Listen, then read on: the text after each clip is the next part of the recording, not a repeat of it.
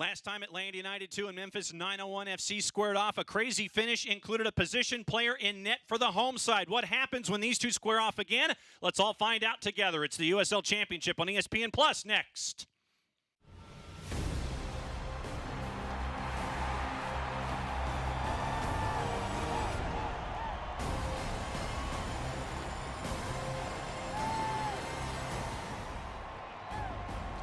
Time for some weekend action at the Fraction. It's the USL Championship on ESPN Plus out of the Central Division. Two teams below the playoff bar right now. Host Atlanta United 2 comes into the game here at Fifth Third Bank Stadium with a record of 3-5-3. Memphis 901. The visitors come in with a record of 2-4-2. Alongside Big Red, who makes his return to the S Suite, Jeff Lorenowitz. I am John Nelson. Thanks for accessing us however you are doing so. Welcome back, partner. Thank you so much. Deja vu all over again. Me, you, Atlanta United 2, Memphis 901 FC. Dance partners who have seen a lot of each other so far this season in the Central Division. Let's start with the visitors when it comes to who you have in the spot shadow and someone at the back who could be very, very busy tonight if the Stripes have their way. Yeah, it's a center back for 901, Zach Carroll. Played every minute so far this season. He leads the line. He's lost his partner in Skylar Thomas, but Breck Evans filling in right next to him. He's going to have to pull the team together to come away with points tonight. Now to the flip side for Atlanta United 2, let's go between the sticks and talk about Alec Can. Yeah, Alec Can making another appearance with Atlanta United 2. You see he's had some big games so far this season. He's looking sharp after having off-season shoulder surgery. Brad Guzan leaving the first team soon to go to the Gold Cup. Alec certainly looking for sharpness, hoping to play with the first team coming up. We'll take a look at the starting 11s and give you the rest of the look for both Memphis 901 and Atlanta United 2 around the corner. It's the USL Championship on ESPN Plus. The Stripes and Memphis 901. Stick and stay. We'll be right back.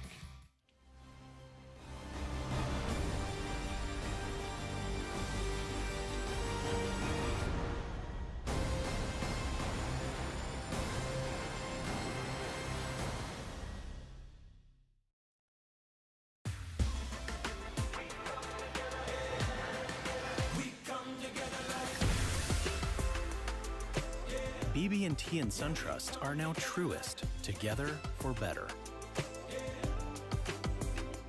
Los accidentes suceden sin avisar y conseguir el tratamiento médico que usted o un familiar merece puede resultar difícil si no cuenta con la ayuda de un buen abogado. Por eso nos dedicamos a pelear por sus derechos, asegurándonos que usted no solo reciba la compensación que merece, sino que también reciba la mejor atención médica. Le atendemos en español. 404-888-8888. Bader Law Firm, comprometidos con usted y su familia.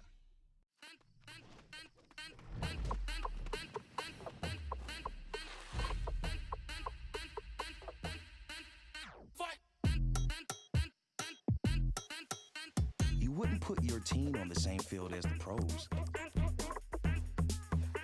So why would you take them to the same doctor? From growth plates to emotional needs, teens are different than adult athletes. Take them where they're treated that way.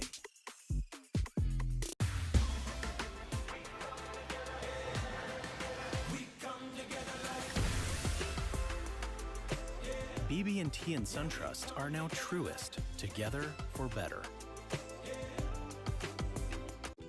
There are never enough hours in the day, so you can't let sniffles, strep, or aches and pains slow you down. But finding great healthcare that fits your schedule can be tricky.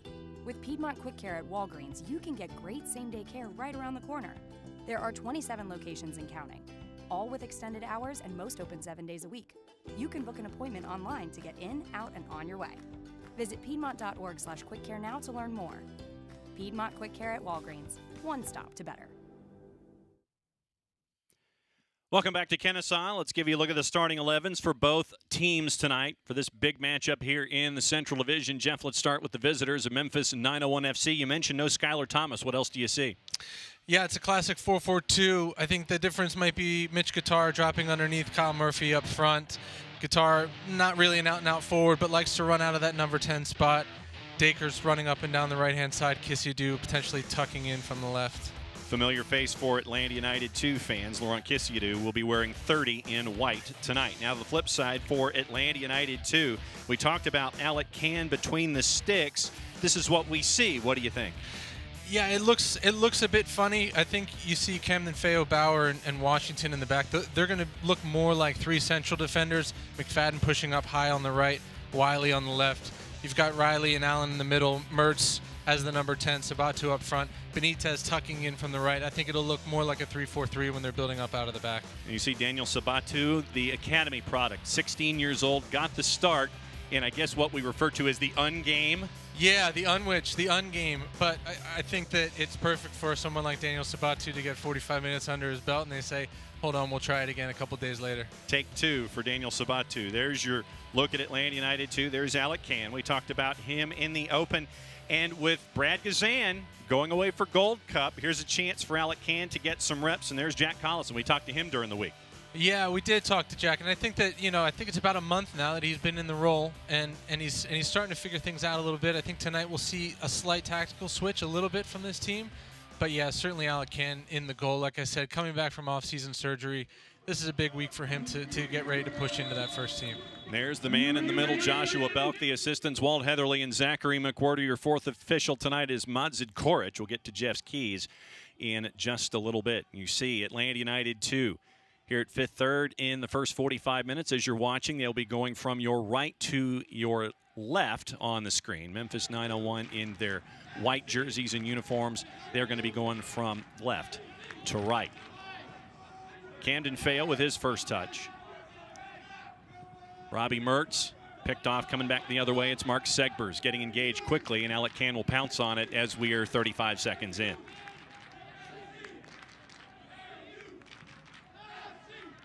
There's McFadden with his first touch. Will Riley. Matias Benitez. And I know that we'll reference the unwitch, the ungame, but Matias Benitez had a very strong 45 minutes against Birmingham. We're seeing him continue to grow and evolve as well. Yeah, there's no question about it. I think this year he's been one of the top performers, especially at the attacking end of the field for Atlanta United. Not a ton of goals from the group so far this year, but he's been bright. He plays that number 9, kind of false 9, dropping underneath. Jack Collison, like you said, he's been very happy with his performances so far. Memphis 901 trying to skip the lines there. Goes right to Alec Can. Mitch Guitar was in pursuit. And Can reintroduces it quickly as we're 90 seconds in. There's Bryce Washington. Started the last two matchups. Getting his third start. There's Chris Allen. Started the most for any Atlanta United 2 player so far this season with 9. There's Robbie Mertz. Camden Feo. Wiley. Back to Allen. Over to Bryce Washington. Aiden McFadden. Team leader in goals scored with 5. Had a 6th midweek, but that got wiped off the board.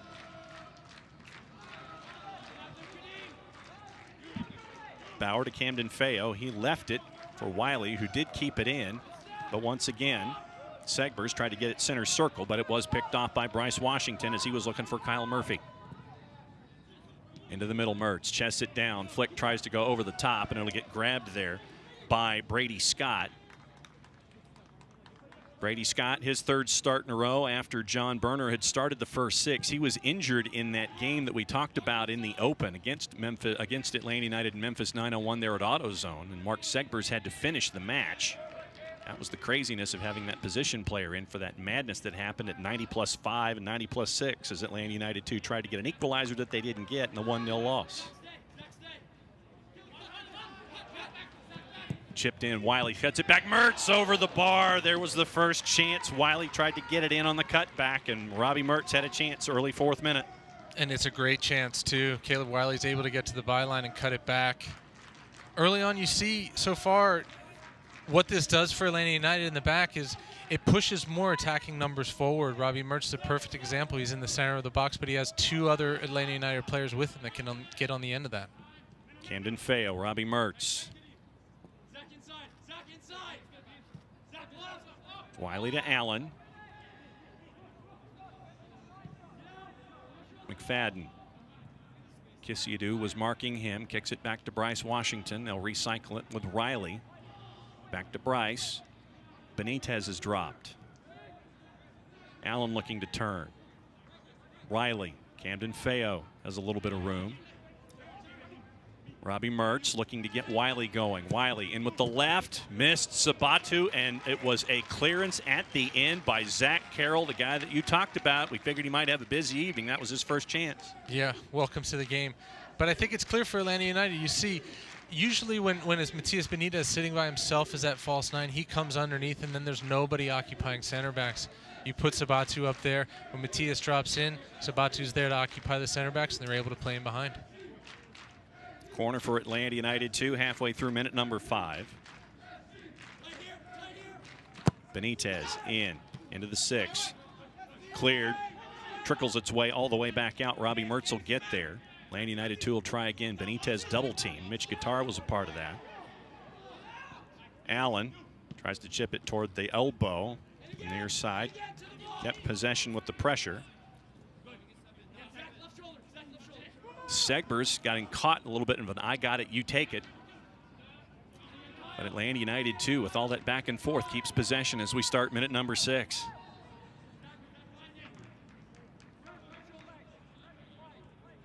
McFadden and Washington. Riley there to help out. Allen called for it. Riley spins away. Nicely done to get away from Murphy. Back to Bryce Washington with a little room. Tries to go for the big switch, looking for Caleb Wiley. He's there on Segbers. Cuts it inside, wants to do something with that right. Lets it go. Riley's shot is blocked. And here comes Kisiadu for Memphis 901. Washington in retreat. McFadden comes in to help out. Reynolds on the edge, looking to drive on McFadden, can't do it. Well defended there by Aiden McFadden. It's going to be a throw, and it's going to go the other way. Yeah, terrific work from Aiden McFadden. He tracked back all the way. He had Bryce Washington behind him, but he did well to get back and won the 1v1 to win the throw-in on the side. Already early on, you think about the last time these guys played here, Memphis 901, always able to break with numbers. Atlanta United opened up at times and were giving away chances late in that game. Early on tonight, you see they've handled that counterattack from 901 pretty well. Bauer, give to Camden Feo. Trying to skip a line and go over the top. Zach Carroll was there. Sent forward with the right was Les Paul. Bauer will come away with it after it's deflected right back to him, so Camden Feo gives to Will Riley. Foul there by Damaduro. Atlanta United 2 will set up quickly. Bryce Washington back and forth with Allen. As Kyle Murphy was there trying to protect it. Goes over Segbers. Over Wiley's head. It'll be a throw for Memphis 901. Let's take a look at the keys that you had real quick, Jeff, when it came into this particular game. And as we get into the 8th minute here, your keys, what'd you think? Yeah, for Atlanta United, mine the left side. That's in defense. This is what I'm talking about the last time they played here. You got Dakers and Segbers on the right side for 901. They ran up and down the right-hand side. Ben Pierman said Segbers is maybe their best attacking player, so that left-hand side for Atlanta is going to be important. Diagonals in behind. You've already seen a couple. Caleb Wiley getting in behind. As those forwards drop deep, can you make those little runs to get behind the back line? Then for Memphis 901, make 40% count. Ben Pierman said, we're okay with having 40% of the ball, but we can make something out of it. And they've done that so far against Atlanta for a couple of games. Tonight we'll see if they can do it. And then clog the middle. They want to clog up that space, not let Atlanta play through the middle, through Benitez if he drops deep, and get those players in there, those rugged midfielders that he talks about breaking plays up. Bryce Washington into the middle of the pitch. Allen, Wiley, Segbers closing ground. Kadeem Dakers was there. He was going to take Camden Feo, sent in top of the 6th, and Brady Scott is there.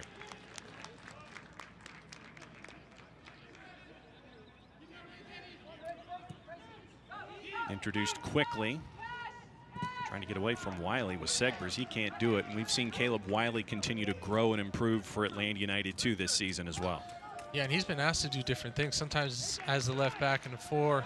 Tonight it's more of a wing back role. He's got Bradley Camden Feo, the experienced player behind him, leading him, telling him where to go. But he's got his hands full, like I said, with Segbers and Dakers on that right side. Chris Allen up for the challenge. He hit the ground hard, and he's still trying to gather himself a little bit. Looks like they're going to call the foul on Robbie Mertz there, as Mertz was trying to get around Leston Paul.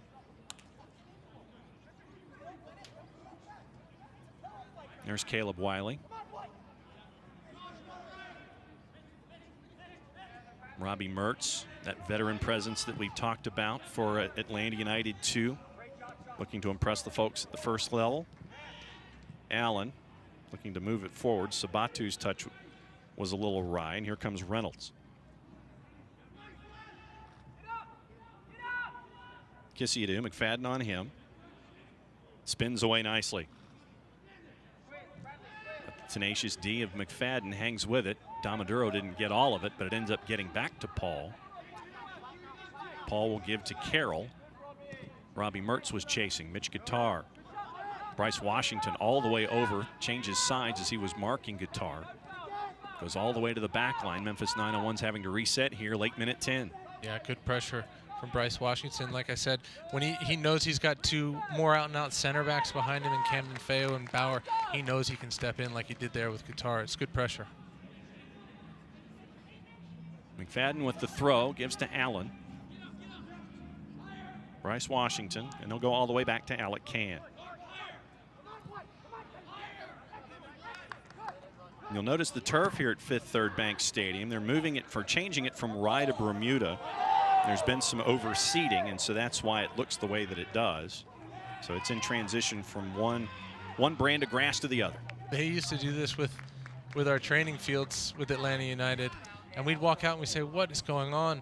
And then a week later, it was the most beautiful field you've ever seen. So I think we're in that what's going on phase, but in no time, you're going to see a beautiful pitch here. Picked off by Kissy-Adu. Bryce Washington's pass intercepted, but back nicely is Bauer to defend. It'll be a throw for Memphis 901 attacking third. Mitch Guitar let it go.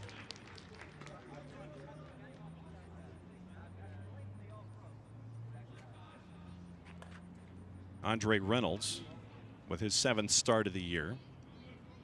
Trying to find a partner. McFadden on Kissy-Adu. Back and forth, Reynolds. McFadden is there. Sent forward with the left. Kissy-Adu tries to turn on Allen. Well defended by McFadden for a throw. Yeah, if Atlanta United are in their blocks, if they're back behind the ball, I think 901 are going to struggle to create attacks. It's when Atlanta United are in the attacking end of the field, if they make a bad turnover, if they're able to be turned over in the center of the field and 901 can break quickly, that's when Atlanta United is going to get in trouble.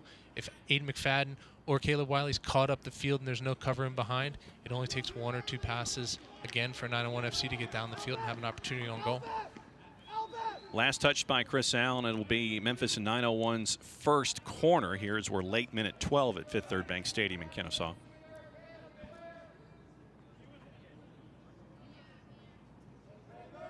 Coming up top of the hour in Major League Soccer, Atlanta United will be going in action against Chicago Fire. We'll keep you up to date on that one as well, as long as everything else going on around USL Championship.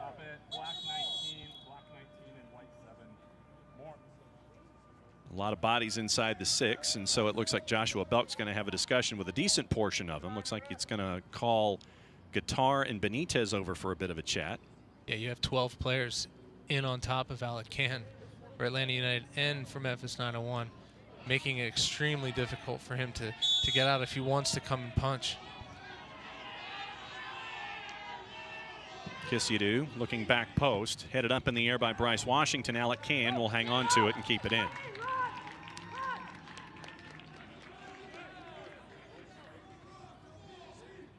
Can so far this year, 3 appearances, goals against of 1 1/3, 4 goals in those 3. Yeah, Alec's so sharp when he's played with the team. Obviously saved the penalty against Louisville. I think that he's really coming back to some of his best form. He's done a lot with the 2s through the years. Obviously, he made a lot of appearances in 2017-18 with the first team. 1 in 2018 and none since. So I think that, like I said, this is such a huge time for him to come back, feel that sharpness, and it's great that he has this team here to do it with. Pressure from Murphy on Allen. He just gets rid of it in time to Robbie Mertz. Sent from Bauer to Camden Feo, who will look to settle and turn. He's got to go backwards a little bit as Kadeem Dakers was there for pressure. Will Riley now looking to get ahead of steam on Leston Paul. Wiley keeps it on the touchline, kept it in, but Leston Paul is there, and he's trying to keep it away from Will Riley. Nice jousting there, but they're going to call Riley for the foul. Yeah, those are the type of battles that Leston Paul, Dominic Odura are going to love in there, that physical battle. Ben Pierman, like I referenced earlier, rugged midfielders. He wants those guys that are going to get in there and scrap, clog it up, and quickly get it to the players that can make things happen, like Kissidu on the left here, Dakers on the right. Up and over everybody, including Camden Feo. It's going to go back to Alec Can. Well done to find Aiden McFadden. McFadden with the left trying to spring Sabatu, but Scott will get there first. Send it up the elevator shaft, goes to Reynolds. Reynolds heads it out. It'll be a throw for Atlanta United 2. But those are the kind of decisions, if you're Brady Scott, you've got to be all in one way or the other. You've got to lay back or you've got to charge like he did. There is no in between. No, there isn't. He made a good decision there to just come out and clear with his feet.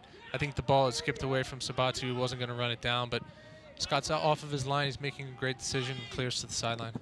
Leston Paul sends it into the corner, and it's kept in well by Memphis 901, but no one there in behind, so it's going to go back to Atlanta United 2 as we're early minute 16, goalless from Fifth Third Bank Stadium here in Atlanta. Big Central Division battle between Atlanta United 2 and Memphis 901 FC.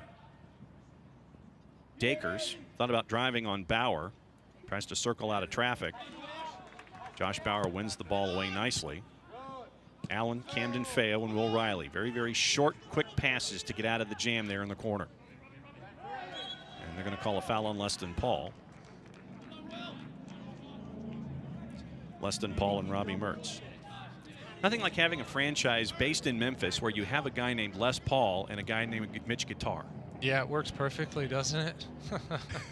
It doesn't get any better than that. Guitar, Les Paul. If they had a defender named Stratocaster, it would be all right. Well, because somebody's got to be rhythm guitar, somebody's got to play bass, right? Yeah, that's true. Maybe a Fender bassman. Oh, there you go. Yeah. Sabatu couldn't quite handle it.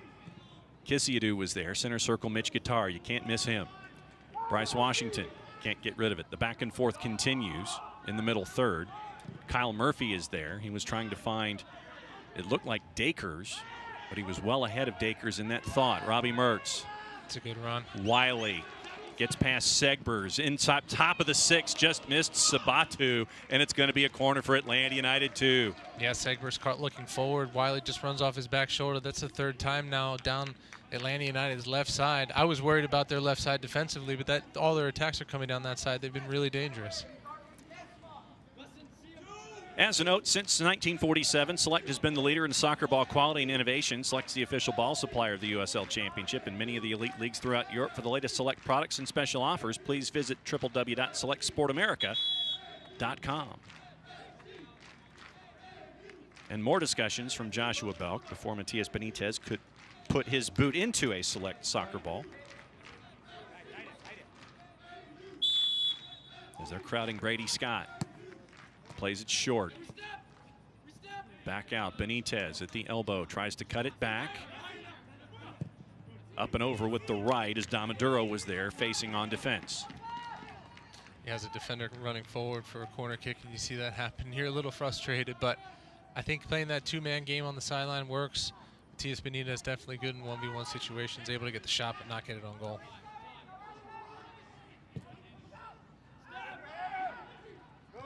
Bryce Washington wins the header. Kyle Murphy thought he was fouled. No whistle from Joshua Belk. Here comes Atlanta United 2 and Will Riley. Last touched by Riley, and so it'll be a throw for Memphis 901 and Andre Reynolds.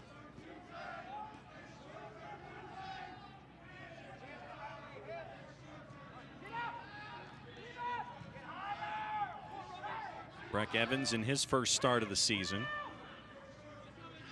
with Skylar Thomas out. Segbers gets around Wiley. Bauer sits nicely, gets the interception. Too much for Allen. Kissiadu is there, and he'll try to restart things for Memphis 901 coming back the other way. Kadeem Dakers.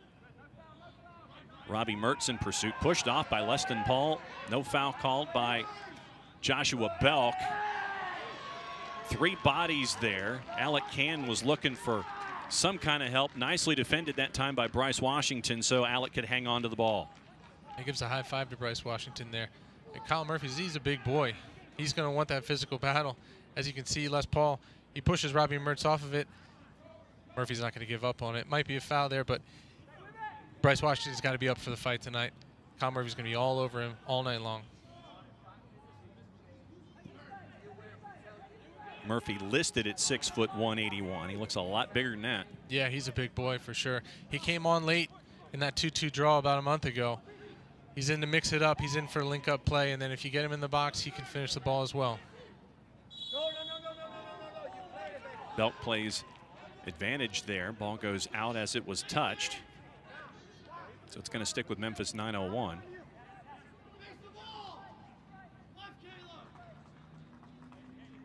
There's Bradley Camden-Fale wearing the captain's armband tonight. Leads Atlanta United 2 in games played. This is his 11th, his 8th start on the year. Kissiadou tries to send it in top of the 6. McFadden there to head it away. Volleyed up and over. It's a great little intelligent run in behind from Kissiadou. He comes from the left side, runs in behind the Atlanta United defense. In the setup for that, it seemed like they were half asleep, not ready. And Laurent exploits that space. Comes to a shot just over the bar. Mark Segbers not afraid to take any shot that doesn't face him. Took that one there, and it just ends up over the bar. Bryce Washington looking for McFadden. Too much on it. It's going to be a throw for Memphis 901 FC halfway through minute 21. Riley on Damaduro, who tries to spin away and get away from that mark, gives to Reynolds. Cutting lines looking for Murphy. Alec can aggressive, too aggressive. Can Murphy put it in? Yes, he can. It's 1-0 Memphis 901. It's a terrific run and pass. Kyle Murphy in behind. Him and Mitch Guitar aren't going to give up all night long. They're going to chase you defensively, and when it turns over, they're going to run in the attack. Just off the back shoulder of Bryce Washington, able to touch it around. Right here, gets that little touch around Alec Can, is able to finish into the empty net. It's a good goal. It's an all-effort goal. They're going to run after you. They're going to make you turn it over, and it only takes 1 or 2 passes for them to get a chance on goal. Kyle Murphy's 3rd goal of the year gives Memphis 901 FC the early lead here in Kennesaw. Got past Bryce Washington, got around Alec Can, and Kyle Murphy puts it in the net for the visitors. Ben Pierman's club up a goal. And I was going to ask you, because we're getting close to the quarter pole, what you've seen so far from both of these teams. So it ends right there with Memphis putting a goal on the board. Yeah, and it's been choppy so far. I think that Memphis haven't been great when they turn you over. I don't think they've done much to be ahead in this game. But you make the mistake, you turn off for a split second. Like I said, Atlanta United turned off on the restart right before that. They turn off as the ball turns over, and it's just a slip pass in behind. Atlanta had some chances early on, but then kind of fell off of it after a bit. And it's time for them now to fight back into the game. By Ben Pierman's own admission, Memphis 901 FC got a late start to 2021. And he's been really happy with starting lineups and such coming forward. Reynolds on the overlap. Alec Can collapses on the ball. It was another great run there by Memphis 901 FC. Yeah, you talk about Memphis having a late start to the season. Right now, they're sitting at the bottom of the Central Division, but they've played the least amount of games in the division. I think that sitting at the bottom, that belies really this team, because they are a good team. They've got a lot of good pieces, and I think they're really well drilled. And at this point, when they get up in a game, that's their spot. I think they're going to be really comfortable for the rest of the half. Benitez tries to collapse on it there. Leston Paul gets there instead. Gives up to Mitch Guitar. Allen on him. Here's Murphy. Looking to drive on both Bauer and Allen. Nicely done to shield them away as the ball ends up back to Alec Can. Bryce Washington, Aiden McFadden.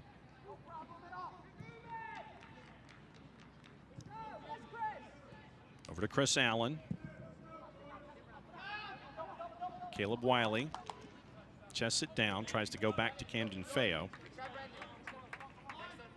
A little off on the GPS, and it's going to be a throw for Memphis 901 with Mark Segbers. Yeah, these are the moments you expect Camden Feo, those leaders out on the field, maybe Josh Bauer at this point, to pull the guys together. It seems like their body language has dropped, their effort has dropped. Guys are being slow getting up the field when they're in the attack. They just need to get back into the game, find a few simple passes, and work themselves back in, because if they don't, like I said, Memphis 901, they're just completely comfortable in these situations. Running through the gears was Bauer. Give to Sabatu. The Academy product gives to McFadden on the wing. Cuts it back inside. Reynolds nicely done to defend there to keep McFadden from cutting it back inside the 18, but it'll be a throw for the Stripes halfway through minute 25.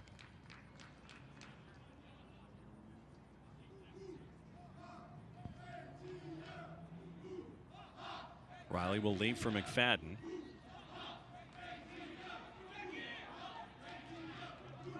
Allen came forward. Bryce Washington was there as a safety valve, and he'll go for the switch.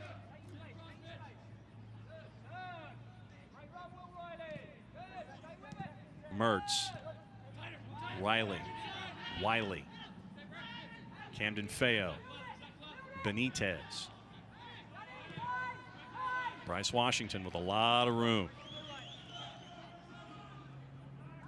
Thought about sending it in with the right over the top. Looks for Sabatu. Reynolds will get there first, and it'll be a goal kick for Memphis 901. If you're on the road and you can't watch the match, turn on Sirius XM-FC, North America's only 24/7 source of soccer radio, featuring Ray Hudson, Tony Meola, Rodney Marsh, the brand new USL All Access, featuring Mike Watson, Devin Kerr, every Tuesday at 7 o'clock Eastern.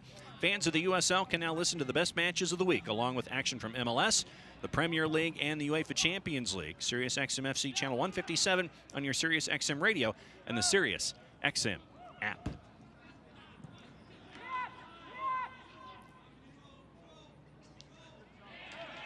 Benitez looking to turn.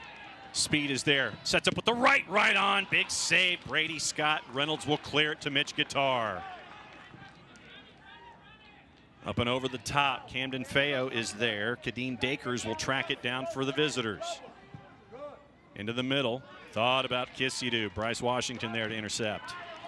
But Leston Paul there gets it away from Will Riley. Memphis 901 will try it again. Off to the left. Kissidu. Top of the 6. Paul. Again, another goal on the board. It's Murphy with a brace 2 times in 6 minutes. Memphis 901 FC up 2-0 at Fifth Third Bank Stadium.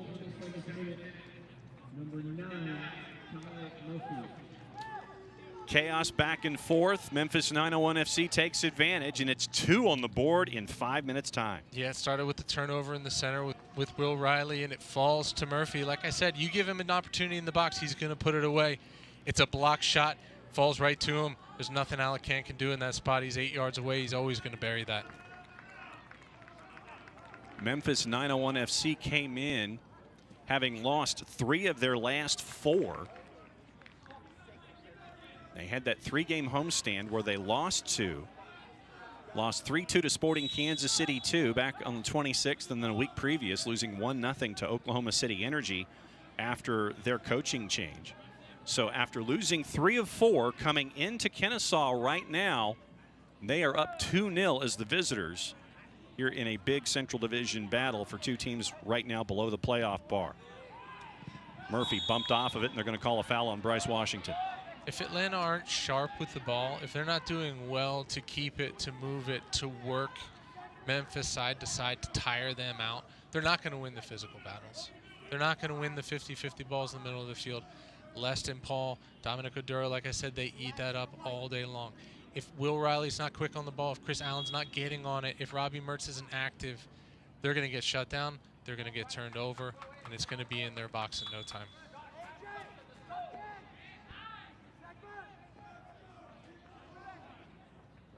Zach Carroll sends it forward. He's going to go down the wing, give to Segbers. Wiley on him, Kissidu with the turn.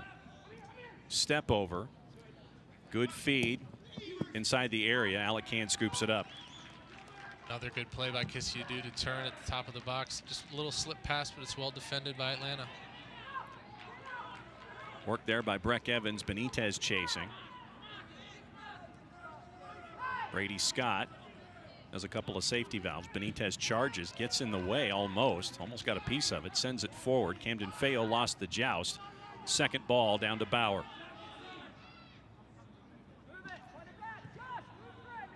McFadden trying to direct a little traffic, bring Matias Benitez forward a little bit. Mert center circle. Mitch Guitar pokes it away. Give to Allen, who dribbles out of traffic.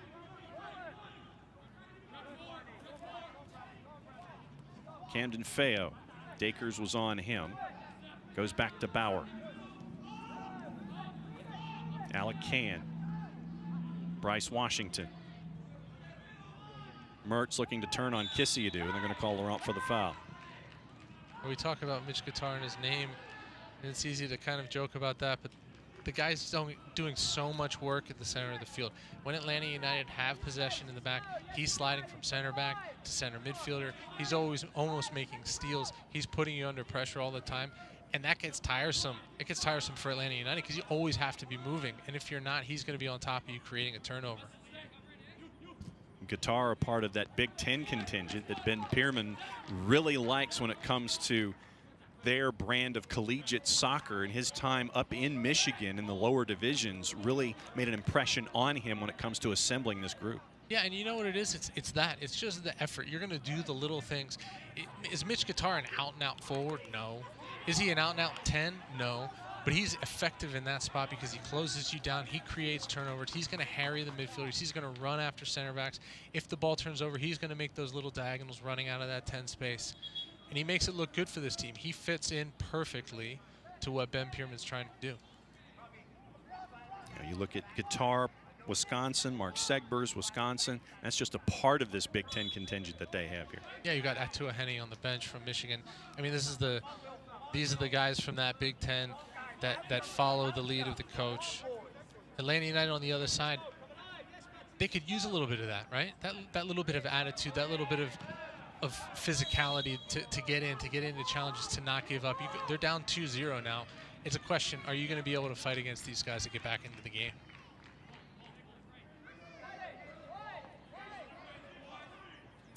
This is going to be a bit of a challenging stretch for Atlanta United too. We'll get into the schedule coming up in just a little bit, but it is a quick turn for them from this weekend to the midweek to the weekend. So you're looking at 3 matches in about an 8-day period for Atlanta United too.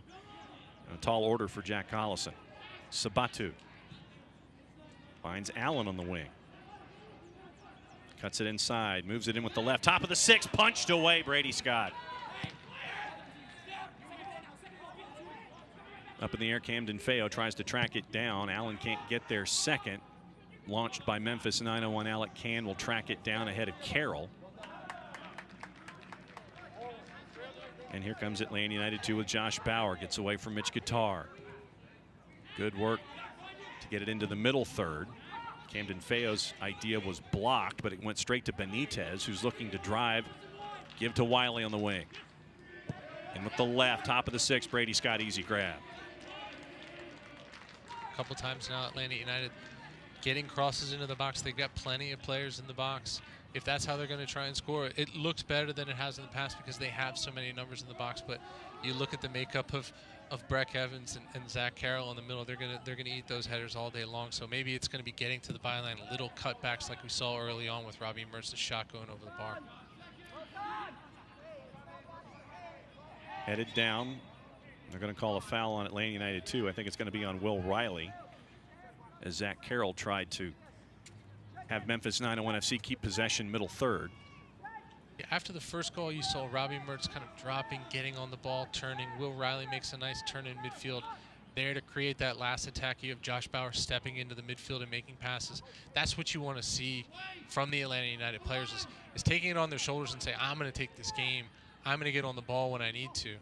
Talking to Ben Pierman yesterday, he said that's what he liked about Laurent Kissiadu because he was courageous. He got on the ball in those tight spots and tried to make things happen. When you're down 2-0 in this game, you have to make something happen. You have to go out and attack the game, and that's what the Atlanta United players need to do right now. Benitez looking for Will Riley, too much on it as we're halfway through minute 34.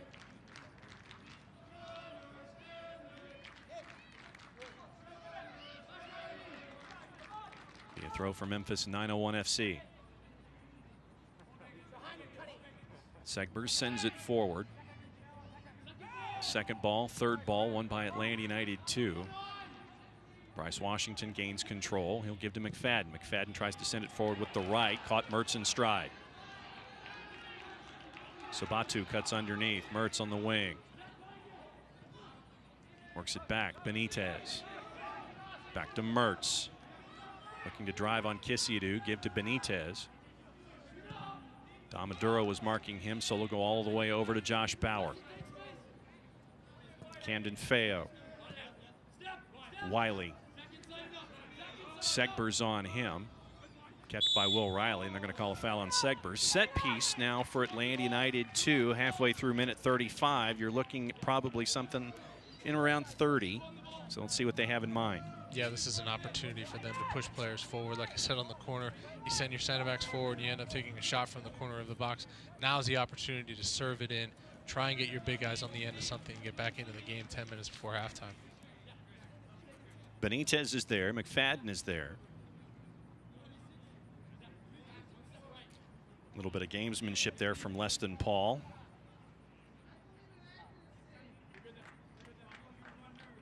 Referee Joshua Belk measures off the 10. So let's see what the idea is here. McFadden. Punched out by Memphis 901, but they're going to call a foul on Atlanta United 2 just outside the 6. So it'll be back to the visitors, as it looks like Damaduro is down. He stuck his face in there as Chris Allen just kind of stuck his foot up to try and flick it on. The service comes in low to the near post. Allen not really trying to hurt him, but he's just trying to flick it on there. Courageous from Maduro to put his face in and make the clearance. So here comes the physio to take a look at Damaduro.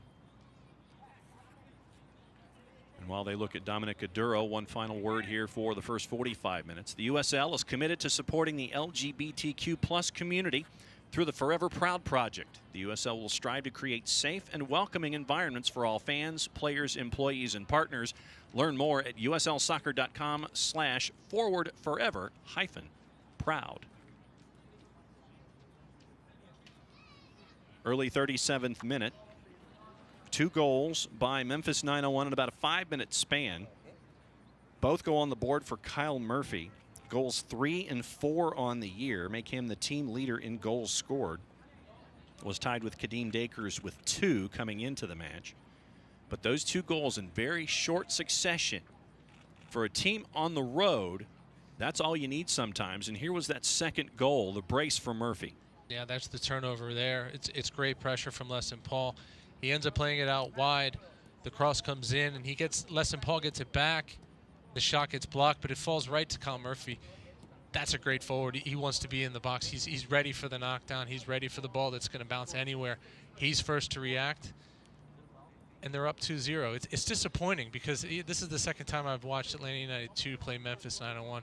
It's a team you don't want to fall behind against. They're so comfortable sitting in their 2 blocks of 4. Like I said, they got two willing forwards. They're going to run after the ball. And if you're not sharp, they're going to sit behind it all night long and make you uncomfortable and break on you. With Oduro down now, taking those cleats in the face, maybe he's feeling a little woozy in his head. It gives the players an opportunity to go over and talk to Jack Collison and make some changes. I think that before halftime, I think now you'll probably have 3 or 4 minutes of stoppage at the end. You have to get a goal back so that you're going in halftime thinking you've got a chance to pull something out in the second half, because they've been down against Memphis in the past, twice in the 2-2 tie, and they come back and tie at 2-2. So I think that there's plenty left for Atlanta United, but they certainly need to sharpen up. We'll keep an eye on Kadeem Dakers. You got players warming up on the quick for Ben Pierman and Memphis 901 FC. But you mentioned Memphis 901 FC. You're looking at a veteran side that was assembled. You have collegians, and you have young players like we see with Atlanta United too. It's the contrast of the birth certificate gives you a different approach in things sometimes. Yeah, and we brought that up yesterday when we got to speak to Jack Collison. We were talking. I asked him about restarts. I said, what is it on restarts? You have a young team and they're not as physical What do you have to do? What do you have to bring out of them? And Jack Collison referenced, sometimes I need to bring the nasty out of them a little bit. Memphis 901 is a team is not afraid of the nasty. They're going to get in and they're going to scrounge around and pull something out. There's times when Atlanta United, like I said, need that as well. Bryce Washington, third start in a row, gives to McFadden. Benitez, guitar on him. Laurent Kisiadou intercedes. Pinball continues, but it ends up back with Atlanta United 2. Hand fighting between Reynolds and Benitez. They're letting it go on the side, and finally you get the call from the AR. If I'm thinking of if there's two players on the field for Atlanta United, they're going to bring that out. It's Benitez and McFadden. I'd like to see them do more of that, try and will their team on and lead by example. You see Benitez able to turn on the sideline. It's a great piece of skill, good strength as well. He's a guy that's not going to give up. He's going to chase things down, and hopefully he can get his team back into the game. Sharp angle for Benitez. Sends it in between the 6 and the top of the box. Headed out. Memphis 901 FC comes away with it. Kisiadou couldn't find a partner. Benitez capitalizes. Thought about drifting behind.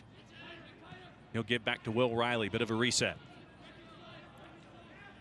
Chris Allen, as we start the 41st minute, looks to drive on Kisiadou. Kisiadou pokes it away, but it'll be a corner for Atlanta United 2.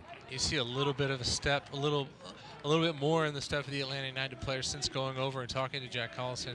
A couple of restarts now, time to build pressure, but also you can see Caleb Wiley is the last man back. Whoever's back needs to be sure of the counterattack if the ball gets cleared out.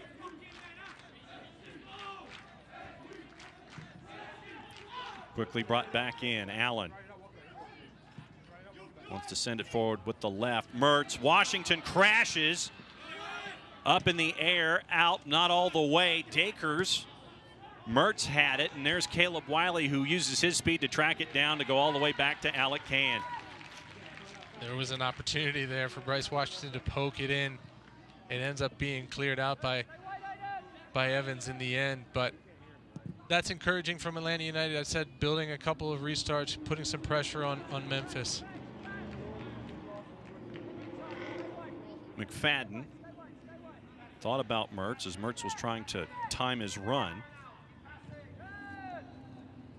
Bryce, Bauer, Bradley. Wiley on the turn, gets past Segbers. Trying to use his speed, gets it inside the area, but Segbers is there to keep it from being in a corner. It'll be a throw for Atlanta United 2 in the attacking third. Great pace by Mark Segbers to get in front of Wiley there. It looked like he was beaten. He got back in quickly. Mertz, back post, McFadden, header crossed, cleared but not all the way out. Benitez up and over everything. That was a chance. That was a chance. The cross to the back post. McFadden's able to put it into a dangerous area. It's only half cleared because it comes up at less than Paul's waist. Drops down on the left foot of Matias Benitez. There's the ball high to the back post.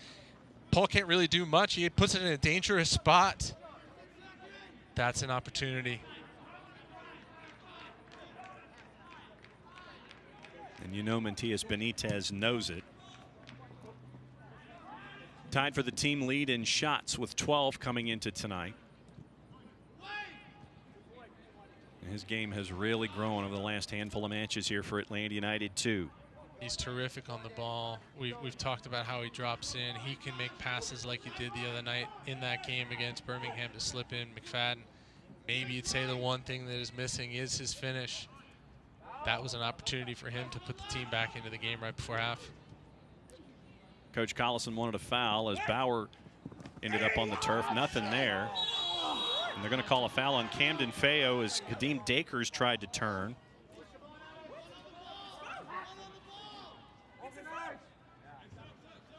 Bradley can't believe it. He got his body in there first. Let's take a peek. Just you see his right leg go in as he's trying to shield the ball. Dakers lets the referee know, who's standing 5 feet away, that one hurt a little bit. I don't know that it's a foul, but here's another restart that Atlanta United have to defend deep in their half. So it looks like it's going to be Kisiadou, just shy of the corner flag. Looks like Mertz and Benitez protecting. Top of the 6th, Camden Feo. It hits him in the back. Outside the 18, less than Paul tries to send it in, and Alec Can just lets it go past the post. It'll be a goal kick. Yeah, you hear the players calling for the handball. It just bounces up. Camden Feo turns his back. It's a good block. They're able to escape that play. Bauer. Camden Feo. Gets it past Dakers. Here's Robbie Mertz now on the left. Tries to get past Leston Paul. And that roadblock was there. But Will Riley doesn't give up on it. Atlanta United 2 keeps possession with Chris Allen. Sabatu tries to dribble out of a double team. Allen deflected. McFadden.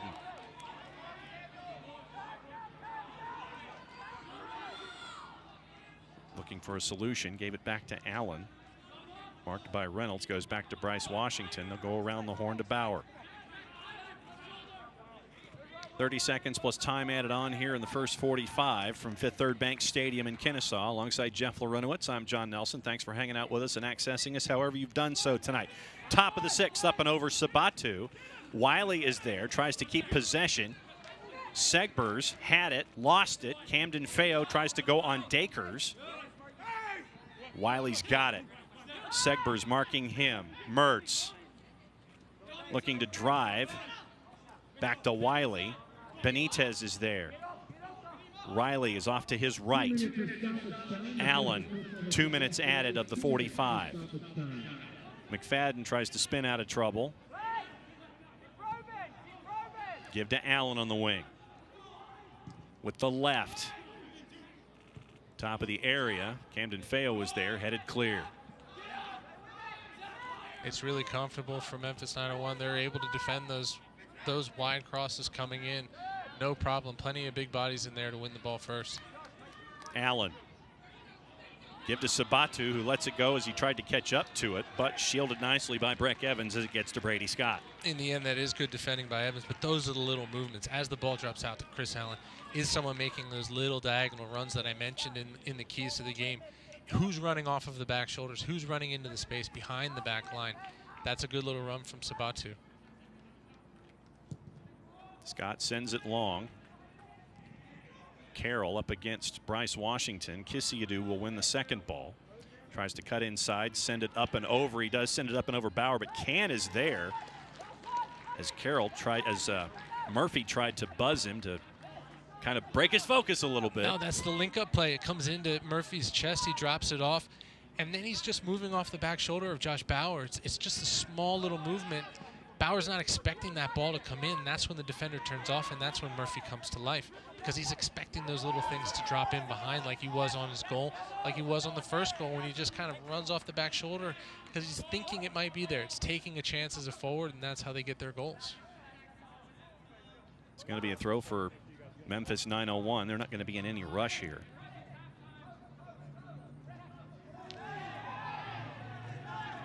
Bit of a discussion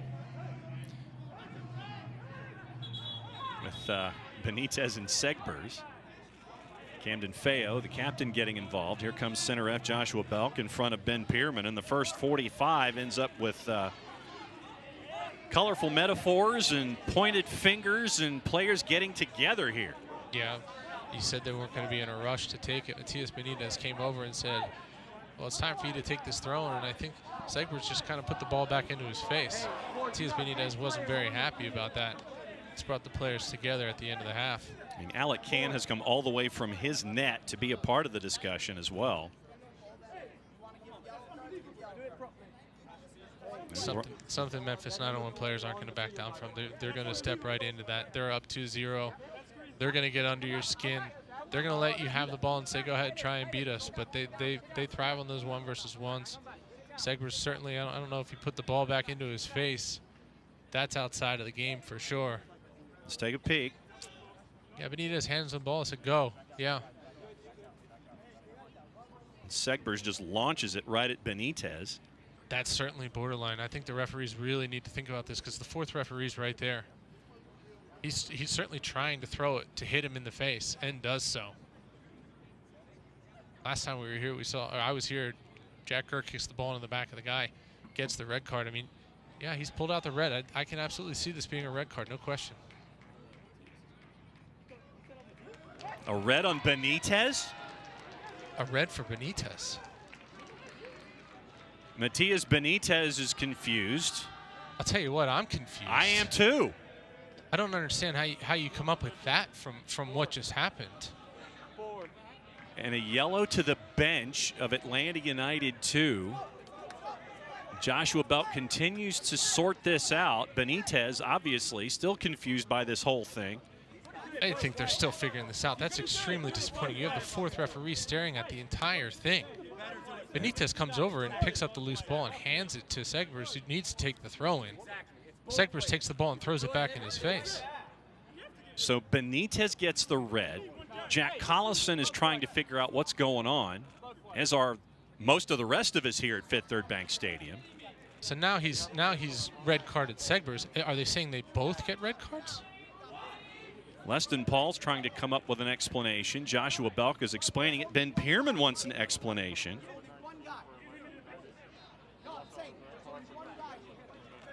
There's Ben Pierman explaining his side of things. Yeah, maybe it was in the tussle afterwards. I don't think Matias Benitez tossing the ball to Segbers for the throw-in is what's earning him the red card here. It might be, but in that group that we saw after the fact where all the players converged? Possibly you see Ben Pierman talking about someone maybe raising their hands in the face of one of his players. This will make for an interesting second half. I don't know if this situation's done either. You see Jack Collison trying to talk to Joshua Belk. And I mean, this is Joshua Belk, Walt Heatherly, Zach McWhorter, and Madzid Koric all discussing this and trying to figure it out. But as of right now, as we're looking at it, it looks like it's red cards for Segbers for Memphis 901 and a red card for Matias Benitez. And it looks like the yellow went to Alec Can for coming all the way out of his area and coming all the way to be a part of the discussion. Yeah, that's excessive for sure in my book. I think what Segbers does is borderline. Is it a yellow? Is it a red? I'm not sure Matias Benitez, unless he did something in the scuffle that I didn't see, ever deserves a red card in that situation. And so for pretty much just ending the half, the throw-in ends it. Joshua Belk blows his whistle, and that's going to do it for the first 45 plus 6, which ended in pretty wild fashion. And we'll try to sort it out here at halftime and what it's going to look like, as it looked like it's going to be 10v10 for the second 45 minutes. But the first 45 was all Memphis 901 FC. 2 goals in a 5-minute period by Kyle Murphy. And that's the balance so far. The visitors up 2-0. Stick and stay. We'll give you halftime coming up just around the corner. It's the USL Championship on ESPN+.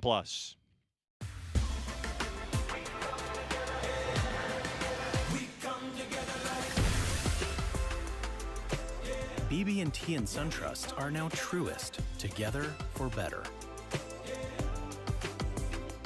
Los accidentes suceden sin avisar y conseguir el tratamiento médico que usted o un familiar merece puede resultar difícil si no cuenta con la ayuda de un buen abogado. Por eso nos dedicamos a pelear por sus derechos, asegurándonos que usted no solo reciba la compensación que merece, sino que también reciba la mejor atención médica. Le atendemos en español. 404-888-8888. Bader Law Firm, comprometidos con usted y su familia.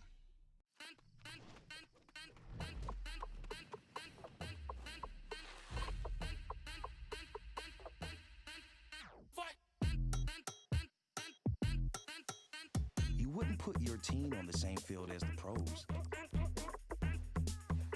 So why would you take them to the same doctor? From growth plates to emotional needs, teens are different than adult athletes. Take them where they're treated that way.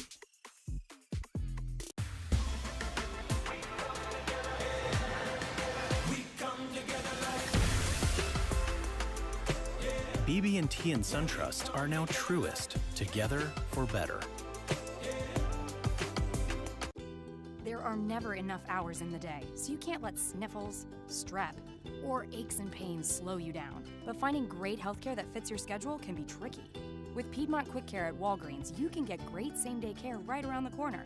There are 27 locations and counting, all with extended hours and most open 7 days a week. You can book an appointment online to get in, out, and on your way. Visit Piedmont.org/quickcare now to learn more. Piedmont Quick Care at Walgreens. One stop to better. Welcome back. Sprinklers are on here as the Rye turns to Bermuda, and we get you ready for halftime here with Memphis 901 FC leading Atlanta United 2 by the score of 2-0.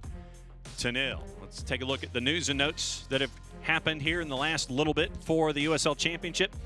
A lot of Atlanta United 2 fans in years past know all about Sebastian Guenzati and his time at Tampa. The Rowdies captain made his 100th appearance, scoring the winning goal against the Charleston Battery the other night as Tampa Bay continues their strong run here early in the season. That second point, going for gold. Right now there's a lot of action going on when it comes to the qualifications for the Gold Cup in CONCACAF. 16 players, 7 countries, 15 different teams represented in the championship in USL League One who are a part of that qualification stage this weekend down there at Dry Pink Stadium in Fort Lauderdale. So if you've got some extra time and some of the teams and players that you're attached to, take a peek at what's going on down there as the United States gets ready for the Gold Cup competition coming up in just a little bit, the qualification stage going on right now. And El Paso, New Mexico, a note from out west, this match sold out at Southwest University Field. El Paso and New Mexico United, a great derby out west that has kind of organically formed from the old days of the Mountain West Football Conference. El Paso undefeated in their last 11 at home. Obviously tensions high for this one in the Mountain Division tonight. El Paso and New Mexico United, great markets for the USL Championship, and they are going at it tonight. Let's take a look at some of the scores for action going on around the USL Championship. Right now, second half, Birmingham Legion, they were the other half of that game with Atlanta United 2, the ungame, the unwitch as Jeff Larinowicz has called it. They lead Indy 11, 1-0. That one's in the 65th. Same kickoff time, Pittsburgh Riverhounds leading Charlotte. Charlotte had a bit of a hot start in the last little while. They've kind of cooled off a little bit. Pittsburgh leading 1-0. That one's in the 64th. Early start out west between San Diego Loyal, who've been hot of late, and Sacramento Republic. That one is goalless. Later tonight, San Antonio FC and Austin Bold. We mentioned El Paso and New Mexico United, Las Vegas Lights, and Tacoma Defiance. We talk about how things are here in the division. We saw what was going on right there with Birmingham and Indy 11. Here's how things stand coming into tonight. Obviously, with 2 versus 4 and 6 versus 8, these numbers could change in the next little while. But you see Lou City, after a bit of a hiccup, they're now on top at 20 points through 10 matches. Birmingham Legion, they had a hot form recently. They're at 6-3-1. They're 1 point back. FC Tulsa have had a bit of an up and down year. They're back on the winning side of things. They had a draw in their big derby with OKC the other night. They're at 16 points in third. Indy 11 ahead of OKC on goal difference at 4 and 5. You see Atlanta United 2 and Memphis 901 at 6 and 8. Sporting Kansas City 2 at 10 points after 13 matches played. That's a look at the Central Division. What else is going on around the USL Championship? Here's a quick look at what else you need to know. Hey everyone, this is Oscar Jimenez from Louisville City FC. Hi, my name is Carl Howarth. I currently play for the Indy 11. What's up everybody? It's Connor Sparrow with the Miami SC. Josué Soto checking in here. Austin Bold FC. Hello guys, this is Luis Herrera from El Paso Locomotive. Just wanted to share with you guys my favorite soccer moment, and that would be the day I made my professional debut for El Paso, which is my hometown.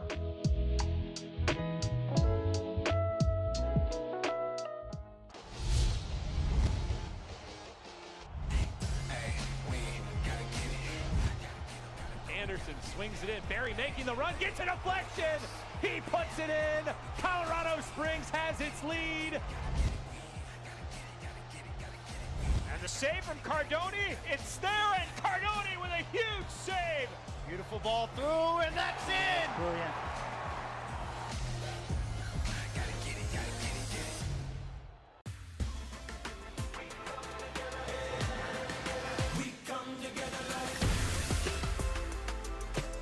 BB&T and SunTrust are now Truist, together for better. There are never enough hours in the day, so you can't let sniffles, strep, or aches and pains slow you down. But finding great healthcare that fits your schedule can be tricky.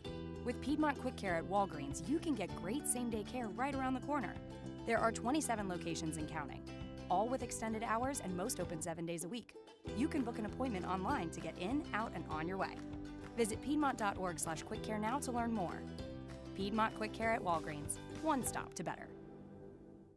Los accidentes suceden sin avisar y conseguir el tratamiento médico que usted o un familiar merece puede resultar difícil si no cuenta con la ayuda de un buen abogado. Por eso nos dedicamos a pelear por sus derechos, asegurándonos que usted no solo reciba la compensación que merece, sino que también reciba la mejor atención médica. Le atendemos en español. 404-888-8888. Bader Law Firm, comprometidos con usted y su familia.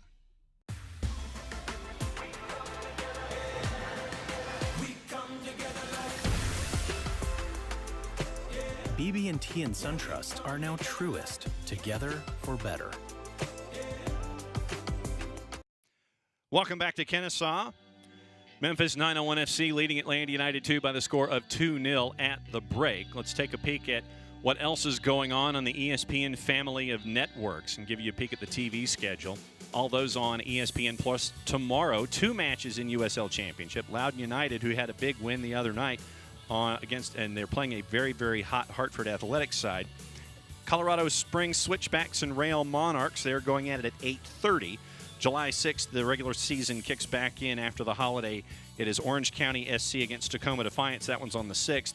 And the next matchup for Atlanta United 2 is against Indy 11 in the midweek here at the Fraction. That is on July 7th, a 7:30 start in the midweek. Let's take a peek at the team of the week.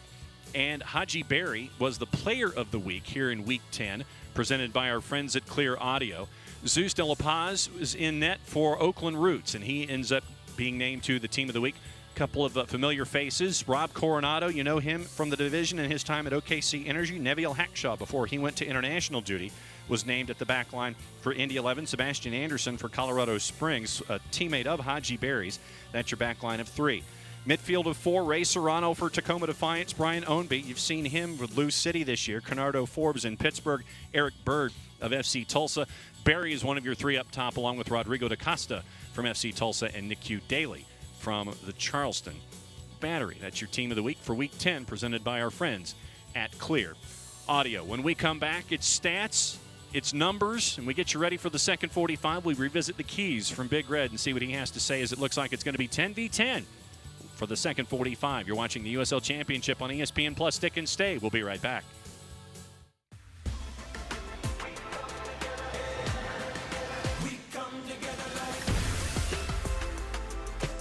BB&T and SunTrust are now truest, together for better.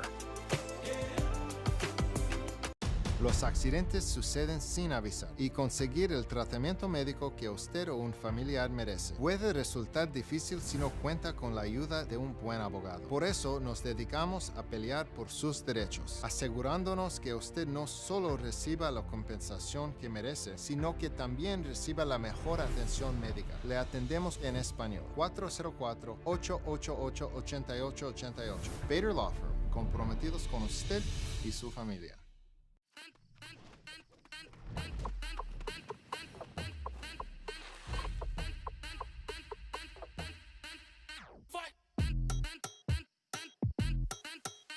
You wouldn't put your team on the same field as the pros.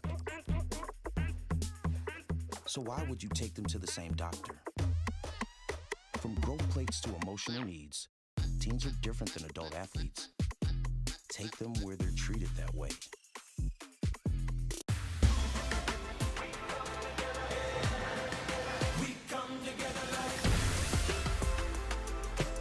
BB&T and SunTrust are now truest, together for better. There are never enough hours in the day, so you can't let sniffles, strep, or aches and pains slow you down. But finding great healthcare that fits your schedule can be tricky. With Piedmont Quick Care at Walgreens, you can get great same-day care right around the corner. There are 27 locations and counting, all with extended hours and most open 7 days a week. You can book an appointment online to get in, out, and on your way. Visit Piedmont.org/quickcare now to learn more. Piedmont Quick Care at Walgreens. One stop to better. Welcome back to Kennesaw, getting you ready for the second 45 minutes, where both teams will not be 11 aside. Let's take a peek at how we got to this particular moment in time with Memphis 901 FC leading by the score of 2-0, and we'll also take a look at what happened at the end of the first half and see if we can get a peek as to what was going on. When you look at what happened, Jeff, in the first 45 minutes, Here's your first goal. Yeah, again, it's Kyle Murphy in behind. He just dips off the shoulder of Bryce Washington, gets the touch around Alec Cannon. It's an open net. He was active in the first half. Mitch Qatar the same. Leston Paul in the middle, winning the tackles, playing forward. It was just about the duels in the first half. Memphis killed Atlanta in the duels. They end up with the ball. They end up with the ball in the back of the net. It's not a pretty goal. It often isn't from Memphis, but they're going to beat you because they're going to beat you to the ball, and they did that all the first half. Looked like it went off of Bauer. And now here's what happened at the end of the half. There was the launch by Segbers into Benitez.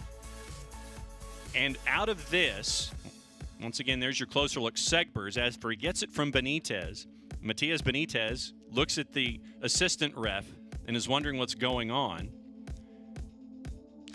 Still dumbfounded by that one, how both players get red cards. I think it's borderline for Segbers for sure. I don't think there's anything that Benitez does here that earns a red card. Bradley Camden-Feo gets involved. He's restrained from Leston Paul, and that's a look at how we're going to end up playing 10v10 here in the second 45 minutes. Here's your match stats. This is what we see. What do we know? Well, I know that there's a stat on the board that you guys can't see, and that's duels is what I talk about. Everyone's going to talk about possession at 70-30 in favor of Atlanta United. The duels are 60-40 in favor of Memphis. They're winning those 50-50 battles. They're physical, and every time the ball is between two players, they seem to be the one coming out with it. And you look at the shots as well. The shots are 6-5, but Memphis, they've got 2 on goal, and they've done that from 30% possession. Like I said, they need to do more with 40% possession. They've done it with 30. I was going to ask you about revisiting those keys, and let's check that 40% number that was up on the board. So here's your keys as we had them coming in. What do you think after what you wrote down leading into the match? Yeah, I've already referenced the 40%. They make 40% count for sure. The little diagonals in behind, I think before I even made this point, Atlanta United was doing really well on the left side to get Caleb Wiley in behind, but they stopped doing that as the game wore on. And you look at clogging the middle. All that is duels. You got guys in there that are ready to grind it out. Second half, Atlanta United really need to step up. You said mine the left side for Atlanta United too. Caleb Wiley was getting active down that left channel for Atlanta United too as a part of it. And there was some action inside the 18 and inside the 6. They just didn't get those chances in the back of the net. Absolutely. I think that Segbers, he's no longer going to be involved. The left side's going to be less of an issue. I see Caleb Wiley having an opportunity here in the second half. It's more of the attacking side than the defensive side for the left side for Atlanta United. Substitute for Memphis 901, Raul Gonzalez has come in for the second 45 minutes, and he'll be a part of that back line. This will be Gonzalez's 6th appearance this year. He has 2 starts as you're looking at it in the second 45. As the discussion continues with the AR, Memphis is going to be going from the right to the left as you're looking in the second 45. Atlanta United 2 will be going from left to right. Gonzalez will just plug right into Segbers' spot at right back. Gonzalez is a converted midfielder as well, so he's more of an attacking player, asked to play a defensive spot. In 10v10, there's going to be more open spaces. This might be an opportunity for Atlanta United to exploit that space. There's Bryce Washington. Tries to send it forward to Sabatu. Reynolds got in the way of that. It goes back to Chris Allen.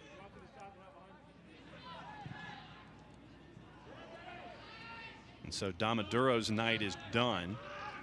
Gonzalez is in for him, so you're taking that defensive posture for Memphis 901 with Segbers' red card. So Damaduro is done, so it's 8 for 18, the substitution for Ben Pierman. Yeah, as I said, Gonzalez will fill in at right back, and what that does is it drops Mitch Qatar back from that 10 kind of withdrawn forward position to sit right next to Leston Paul in the center of the field.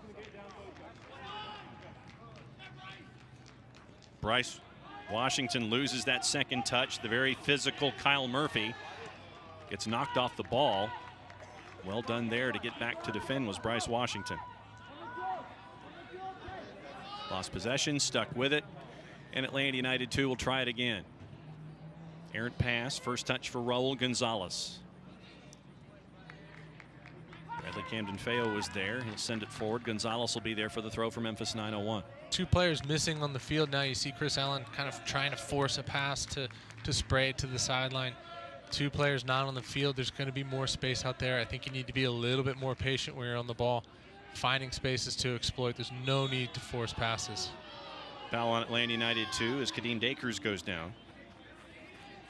On the flip side for Memphis, 2 fewer players on the field means more space, and that's what they crave. They want to find open spaces and run into it. Those little 1v1 battles you just saw Kyle Murphy closing down Bryce Washington, creating the turnover.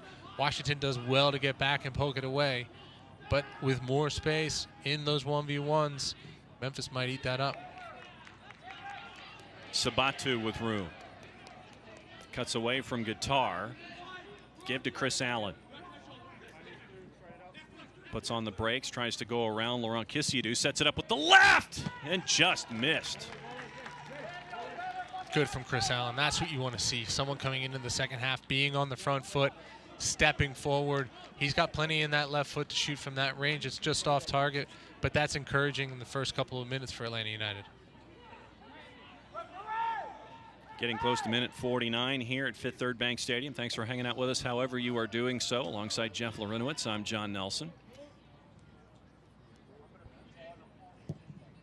Brady Scott gets into it, didn't get as much loft as he wanted. Looked like it hit Mitch Guitar. Fans wanted a handball call, didn't get it. Sent him to the attacking third. Josh Bauer trying to get out of trouble, just chips it away, and it's going to be a deep throw for Memphis 901 FC. You see the Atlanta players on the front foot when they're on defense now. I'm thinking a career in the Premier League playing in England. Jack Collison comes in at halftime fired up after that red card play. I'm sure he gave it to his players and asked, how badly do you want this? You've got 45 minutes to make something out of this game. There's your update from Soldier Field in Chicago. Chicago Fire with a goal on the board, leading Atlanta United by the score of 1-0. We'll keep an eye on that match for you as you turn this into a 2-screen experience tonight with the first team in Chicago and the Atlanta United 2 here in Kennesaw. The goal was by Ignacio Aliceta. Alvaro Madron with the assist in the 34th. Sabatu stood up by Breck Evans. Sent forward by Gonzalez. He finds Kadeem Dakers. Bauer gets in the way. Ball gets away from Murphy. Riley to Camden Feo, who'll keep it in. Thought about giving it to Caleb Wiley. He'll hang on to it, give to Will Riley instead.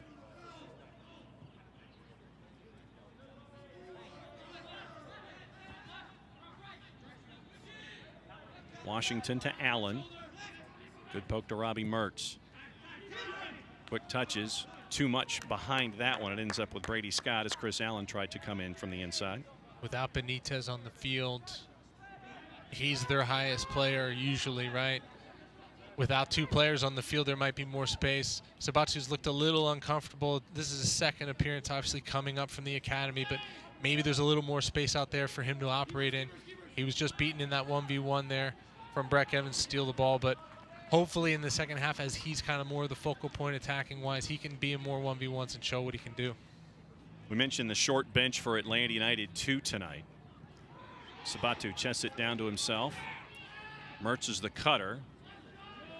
Sabatu keeps it and gives back to Chris Allen. The bench tonight for Atlanta United 2. Darwin Mateus, Connor Stanley, Alexander Garuba, Ajani Fortune, and Rocco Rios Novo. And a note on Rocco, by the way, the yellow card that was issued was not to Alec Can in the first half with the scrum and everything that was attached to it at the end of the first 45. The yellow card went to Rocco Rios Novo, who was on the bench for Atlanta United 2. A couple more mysteries coming out of that moment, huh? Yeah. The mysterious red card. Only thing we're missing is Robert Stack in the trench coat coming out of the fog for unsolved mysteries, right? And that's your Google reference for the night, folks. Yeah, that one's over my head. Some of us with a certain demographic remember that TV show. There you go. Chip forward looking for Dakers, but Camden Feo is there to intercept.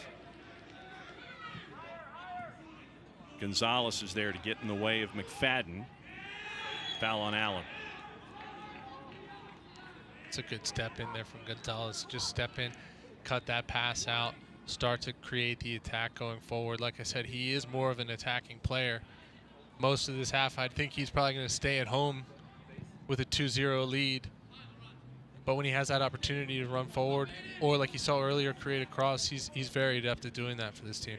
McFadden and Washington double teaming Kissiadou. He'll have to send it back, and he does. Bryce gives to Alec Can. Alec Can tries to send it forward looking for McFadden. Mitch Guitar will intercept. He can't keep control off of that heavy touch. It's going to go back to the stripes.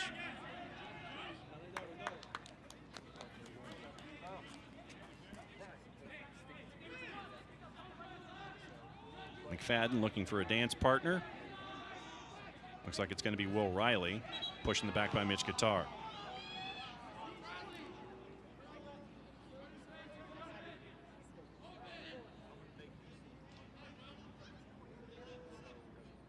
Riley with a lot of room, give to Wiley.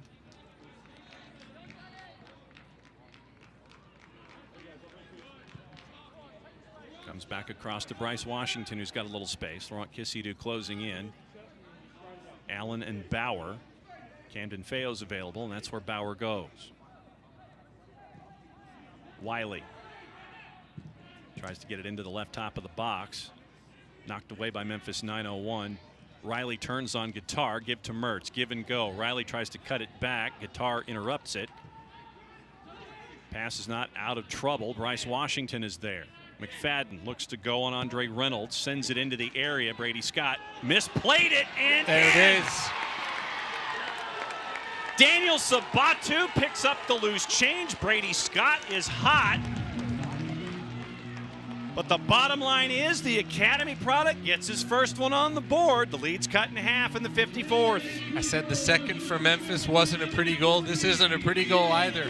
It's a great little bit of 1 versus 1 on the right side for Aiden McFadden to get the cross in as it floats to the back post.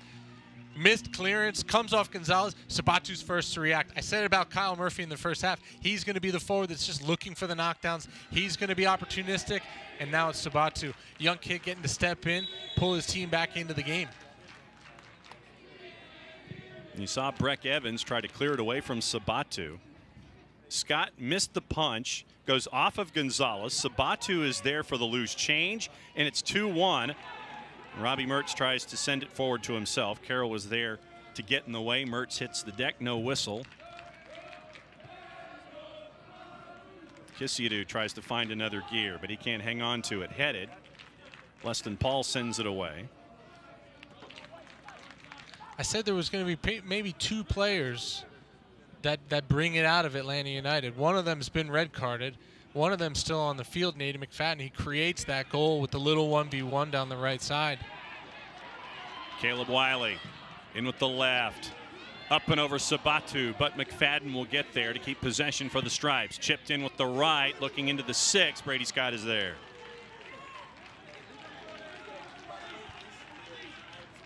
Looks like the volume got turned up for Atlanta United too all of a sudden with the ball in the back of the net. Yeah, no question about it. I think that now that it's 2-1, like I said, they've come back against this team before in the past. It's just a little bit of belief that they need, and maybe some question marks now hanging over Memphis as well. It's just a simple cross that doesn't get cleared. It gets knocked down. Now you're thinking, okay, now we got to go 40 minutes holding on to this lead. It used to be 2. Now it's cut down to 1. And Atlanta United has plenty of firepower on the bench to bring more on to get it back. Kissiadou, they say that he kept it in. Camden Feo can't knock it away. Edge of the area, Kissiadou. Give to Gonzalez. He's double teamed, tries to cut it back with the left, spin out of traffic away from Caleb Wiley. Camden Feo is closing, sends it in through everything, and it'll be a throw for Atlanta United 2 for the W. The USL recently announced the formation of the USLW League, providing increased equity and opportunity for women looking to pursue careers in soccer both on and off the pitch. Comprised of clubs from across the Championship, League One, League Two, and new expansion markets. The W League is set to begin play in 2022 in more than 30 communities across the United States. Head over to USLWleague.com to learn more.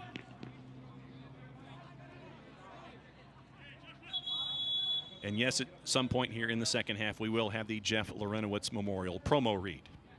I've been practicing at home. I've been practicing.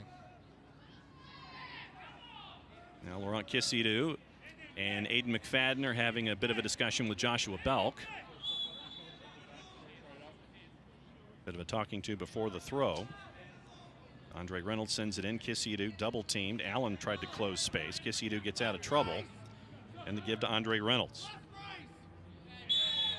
Foul call on McFadden. And a card for number 2. That'll be his second yellow of the year. Just before that throw-in, he was having a bit of a tussle with Laurent Kisiadu. Kisiadu didn't like that he was grabbing him and touching him, but that's the attitude. Just a little bit of extra effort, not being afraid, not shying away from the physical challenges. He has to be smart, not committing bad fouls. This isn't a great spot. He gets beaten here too easily and just pulls the player down. But it's a little bit of attitude. I like seeing that from the players. They have to defend this restart now. Remember, we're playing 10v10 here in the second 45 as Kisiadu sends it in through everybody, and it's going to be a goal kick for Atlanta United 2 halfway through minute 58. No Mark Segbers for Memphis 901 FC. No Matias Benitez for Atlanta United 2.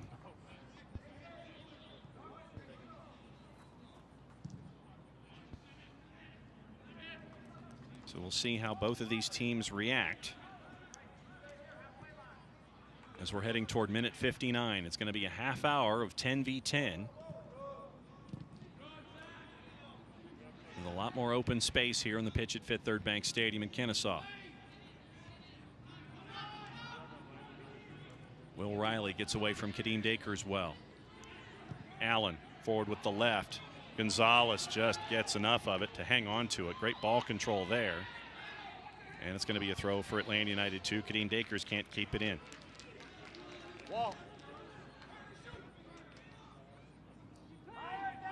Riley. McFadden was cutting, sends it in behind. Easy grab for Scott. McFadden wanted to call on Reynolds. Obviously wasn't going to get one. But I think in the final 30 minutes, since we've already seen that Joshua Belk is more than willing to bring out a card if he sees it, you're going to try and push that envelope since we're already at 10v10 to see where else you can go. Yeah, the players need to be careful. I think that tensions are a bit high for sure. Both teams that I think are beginning to really not like each other at all. This is the third time they've played, and Atlanta United certainly frustrated that they haven't been able to beat them yet so far this year. And that'll be the night for Will Riley here after 60 minutes. And Johnny Fortune will come in for his 4th appearance of the season. So 37 in for the Stripes, 4 out. So we'll see what Johnny Fortune can do here in the final 30 minutes, subbing for Will Riley. What'd you think of 4 for the Stripes in 60 minutes? Yeah, he was asked to do a lot because, like I said, they were building with 3 out of the back, the 3 central defenders. Shot blocked by Bauer, and he got all of that one. Reynolds will hang on to it for Memphis 901. Cleared again by Bryce Washington, but not out. Leston Paul is there, and Memphis 901 will regroup. When Atlanta United are building out of the back, like I was saying, it's the 3 center backs that are doing most of the passing in the back and asking the 2 central midfielders. It was Riley in there. Now it's going to be a Johnny Fortune. They're playing 2 versus 3 in there, and they're asked to do a lot to pass the ball forward. They have to do a lot of creation. I don't think Will Riley did enough in the first half. Lost a couple of balls. Now when Fortune stepping in, hopefully he can bring a bit more energy into this last 30 minutes of the game. Murphy to Camden Feo to Mertz. Shot is blocked from Sabatu. McFadden tries to win.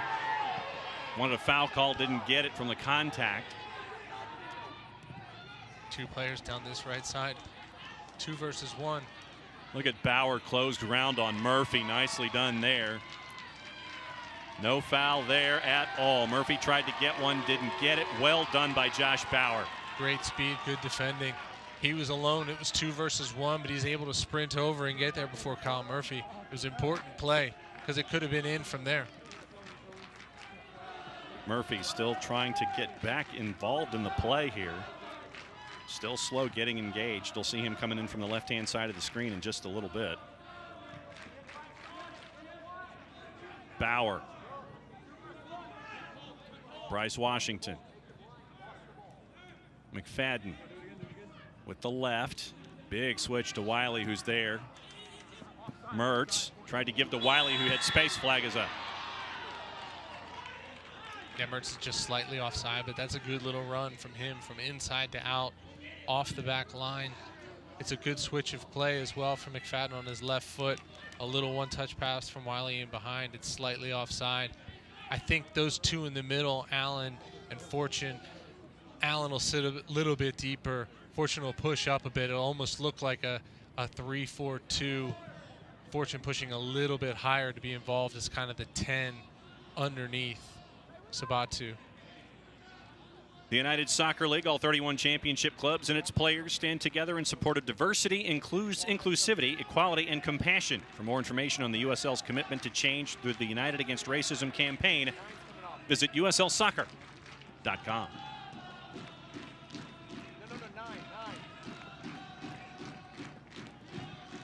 Heading toward minute 64, Allen tries to send Mertz in on a long run. Robbie Mertz liked the idea, but it ends up with Brady Scott.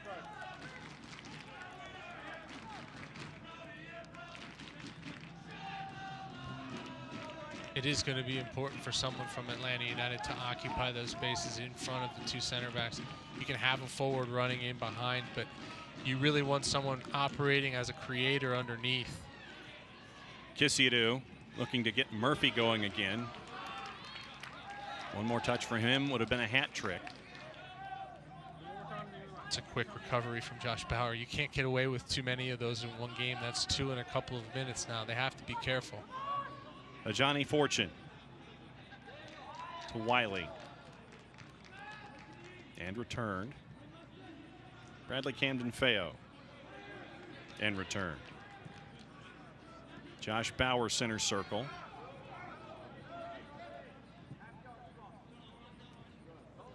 A lot on that one, but McFadden kept it in.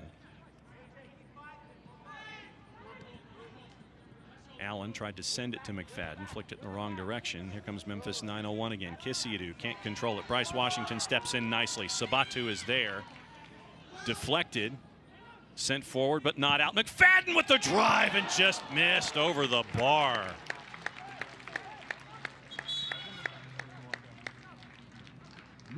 Substitution for Memphis, and that'll be the end of the night for Kyle Murphy. Michael Salazar will come in here in the 65th minute. And that'll be it for Murphy with 2 goals on the board in the first half in a 5-minute period. Yeah, I don't know if Murphy had any more left in him. It's a full shift. It's a 64.5-minute shift, but he gave almost 90 minutes worth of effort. He gets 2 goals for it. Salazar coming into the game, very experienced player. He's going to be dangerous on the break as well. Be able to control the ball, bring the team forward, and at times go at it alone. He's certainly capable to be a lone striker and take players on. Salazar has been in every match for Memphis 901 FC this season. 6 starts in his 9 appearances. Robbie Mertz sends it forward. Too much for Caleb Wiley. And that's your update from Soldier Field. It is 2-0 Chicago over Atlanta United over Atlanta United at Soldier Field in Major League Soccer. It is at the break. We mentioned that the Aliseda goal was the first goal on the board. And Aliseda got a brace at 45+6, the assist to Navarro. So 2 goals from Aliseda, from Medran at the 34th minute, Miguel Navarro at 45+6, and it's 2-0 Chicago Fire at the break at Soldier Field. And they're going to call a foul here. It looks like Sabatu is going to get a yellow as Leston Paul is on the ground. A classic forwards challenge. Tracking back. Forwards not known for their tackles, just slides in from behind. Leston Paul gets his left leg in the way to block the challenge. Certainly feeling that one right now. And while the physio looks at Leston Paul, it is that time of the broadcast where we have the Jeff Larunowitz Memorial promotional read. Tune in to ESPN2 Saturday, July 17th, as the USL on ESPN continues with a Mountain Division clash. Colorado Springs Switchbacks FC and the new Widener Field step into the national spotlight. welcoming San Antonio FC for a 2 p.m. Eastern matinee. Don't miss out the second Saturday, July 17th at 2 p.m. Eastern on ESPN2. There you go, what he said. Mountain Division and Widener Field in downtown Colorado Springs. New piece of the Switchbacks and their history in downtown. And there's another look at Sabatu's challenge that got him the yellow on Leston Paul.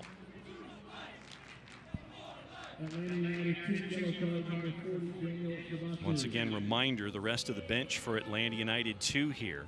You're looking at Darwin Mateus, Connor Stanley, Alexander Garuba, and obviously the backup keeper today, Rocco Rios Novo. I think we're probably going to see Connor Stanley coming in pretty soon. He's fully kitted out on the sideline, just waiting for that opportunity. Sent deep, Camden Feo.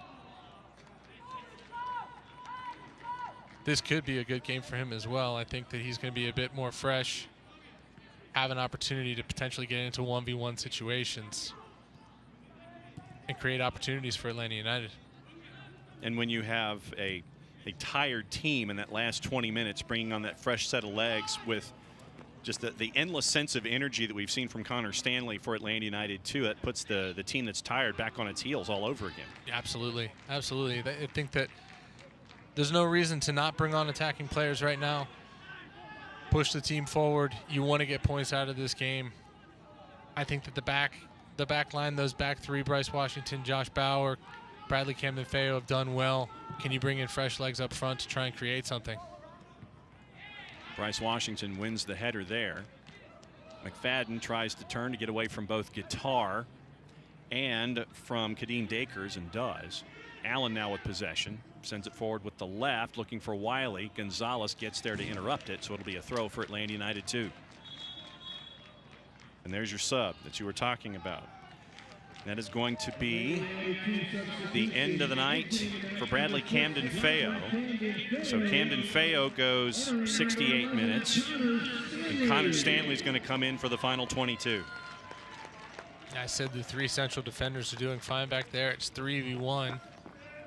At this point, down a goal, you've got 20 minutes or so left to get back. Take one of those central defenders off, allow them to go 2 versus 1, Bryce Washington, Josh Bauer. Even if it's just 1 versus 1, Josh Bauer against Michael Salazar. You like the speed of Josh Bauer. He'll probably be able to handle that, put an attacking piece on the field. Connor Stanley coming underneath, Robbie Mertz running in behind, and vice versa, potentially opening up Memphis FC at the end of the game here. Wiley. Dakers closed ground, got the ball away from him. Leston Paul to Mitch Guitar. Trying to send Salazar. And Johnny Fortune will keep it in. So Memphis 901 FC doesn't have a chance to regroup. Allen. Bryce Washington. Up and over looking for Robbie Mertz. Reynolds was there. He's going to stick with the stripes for a throw. 20 minutes to go, plus any time added on. Allen. A lot of room for a Johnny Fortune center circle. Caleb Wiley. Connor Stanley's first touch. The Johnny Fortune. Wiley. And returned. Fortune retreats towards center circle. Bowers with him. Alec Can is there as a safety valve. 70 minutes into this game, I was impressed the first time I watched Memphis 901 against Atlanta United 2. Their commitment to the 4-4-2. Now it's kind of a 4-4-1, but they shuttle across, cover spaces so well. You see Mitch Guitar in the center of the field. You see some of their backline players. Raul Gonzalez comes onto the game. They're just covering spaces, and they're saying, go ahead, come and beat us. They're totally comfortable. When the ball turns over, they've got runners coming forward. And you see a guy like Laurent Kissidu come all the way back and help defend as he did on that last run for Atlanta United 2. And another sub now quickly. And that's going to be the night for Kadeem Dakers, and it's going to be our first look at Niall Logue. Niall Logue joined on loan from El Paso Locomotive back on the 29th of last month. Spent some time with the Northern Ireland Youth National Team, Yavapai College in Prescott, Arizona.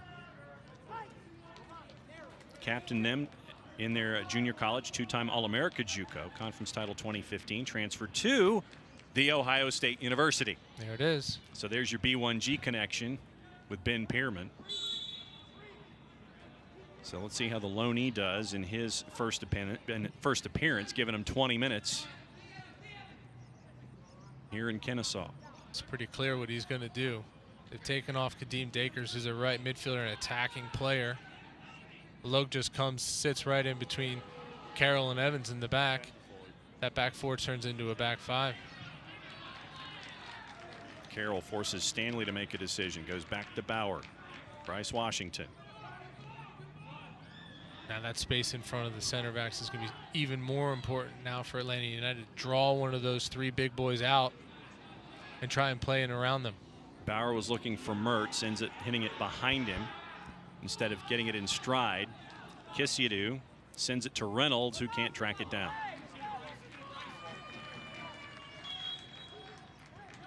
And here's another Atlanta United sub. That's going to be the night for Daniel Sabatu. So Sabatu goes 72 minutes in his first official start. And Darwin Mateus will come in for the final 20. Official start.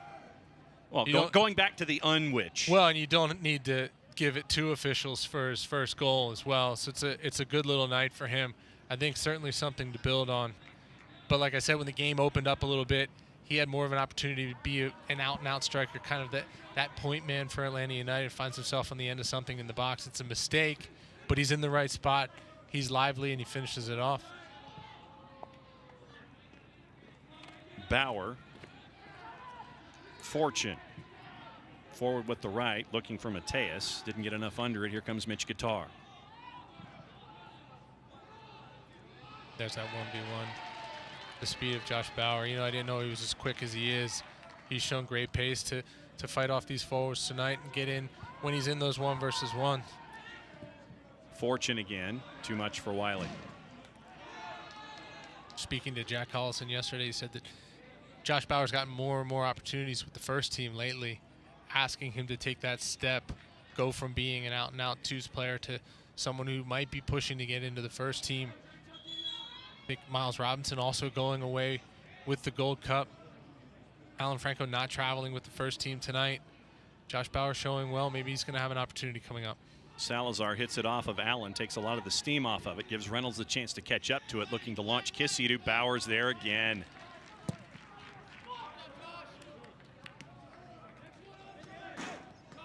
Closing speed of Josh Bauer showing itself with 15.5 or 14.5 to go.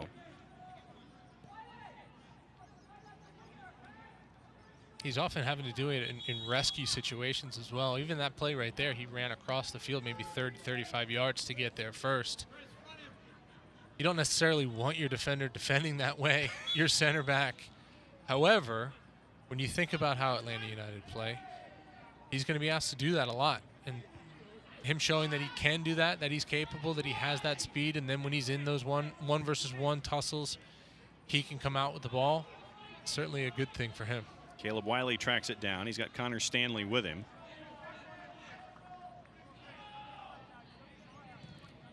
$15 and any added time to go here. Atlanta United 2 with a goal from Daniel Sabatu 21 minutes ago in the 54th. Down 2-0, now down 2-1. Can Caleb Wiley track it down too much on that from Chris Allen? Those are the times to be patient. You find Atlanta United, there are fewer and fewer players in the center of the field.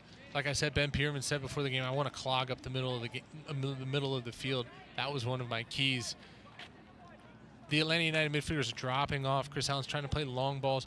Now they've brought on Darwin Mateus. You've got Robbie Mertz up there. You've got Connor Stanley. They're kind of in a flat line along the back line of Memphis 901. You need players underneath checking to the ball, not taking those risky passes, those long switches of field, but more playing in between the lines and then sliding a pass in between behind the back line. Bryce Washington back and forth with Chris Allen. Johnny Fortune. And Allen thought about the long launch with the left, keeps it on the ground, give to Robbie Mertz. See, that's good. You pull the defender out, and you see the little run from Connor Stanley behind. It didn't come off there, but that's what they're going to need to do. drag some of these players out. As soon as they bring Logue on the field, you've got plenty of defenders back there. If you're not moving any of them, then you're not going to create any space. That's good movement from Robbie Mertz to pull someone out of that line. Connor Stanley to run in behind. Fortune to Mateus. Center circle. Trying to cycle through the gears. Clogged it down with Mitch Guitar. Connor Stanley gets out of the jam there. Breck Evans. A lot of room for him to turn on Laurent Kisidu. Keeps it back to Robbie Mertz. In with the left. Mateus hangs on to it. Give to Caleb Wiley. Chris Allen. In with the left. Headed out. Not all the way. Bryce Washington wins the second ball. That one is cleared. Looks like Alacan might be the first person to get to it. Atlanta United had 8 crosses in the first half. I don't know if they got on the end of any of them. Bryce Washington on the overlap. Sends it in, looking to go through the 6 and goes past everyone. Great idea, but it's going to be a throw for Memphis 901 FC. That is a good chance. A great ball. Cross doesn't come off. What I was going to say is they can't fall into the trap of just playing crosses from wide areas, switching the ball out to Caleb Wiley and hoping to put the ball into the box. They've got Memphis 901 have 3 guys. They look like 6'2", 6'3", and they're going to eat those crosses up, try and play in and out, try and play in on the ground. And maybe, like I said, it's a run to the end line and a cutback. That's how you beat the 3 defenders that's parked in the center of the box. Bryce Washington to Caleb Wiley. Robbie Mertz with a head of steam. Give to Connor Stanley. Tries to cut it back. Mitch Guitar is there. Well done by Robbie Mertz to get physical and re-get possession for Atlanta United 2. Mateus with the right, just wide.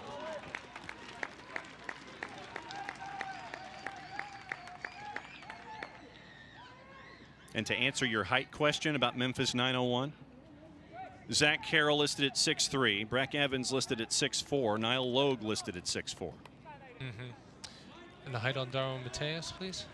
The height on Darwin Mateus, I believe, would not be in the 6'3" or 6'4" range. No, I don't think so. I don't think so. But again, you build up on the right, maybe you create an overload, and it comes to the top of the box, and they get a shot like they did.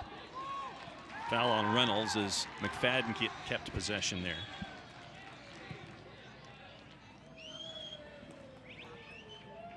See, now you're going to have me fishing for the trivia question answer for you. So they're going to call Salazar and give him a yellow. And the answer on Darwin Mateus is 5'7". So he is not 6'3" or 6'4". Yeah, I think I know who's winning that head ball. So the yellow on Salazar. Here comes Atlanta United again. There's Mateus. He's got Stanley to his left. Chips it over, looking for Mertz. Too much for Mertz, too much for Wiley. Goal kick. That's a good idea. Cut inside. Darwin Mateus is the player. He's created tons of chances for Atlanta United 2 so far this year. I think he's created the most. 10 chances so far this season. He comes on as a sub. He wants to cut inside. He wants to look for that slip ball. Robbie Mertz, a willing runner. It just doesn't come off at that chance.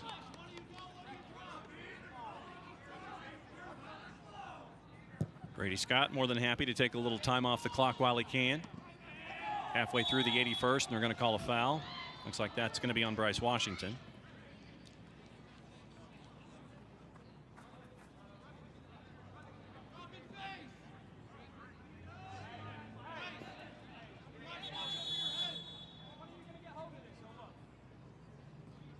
They're no strangers to killing off a game. That is true.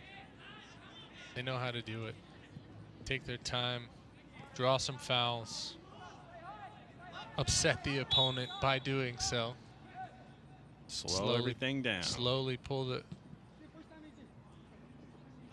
this game apart. Good win for Mateus there. McFadden will send it forward. Got a little too much under it with the right.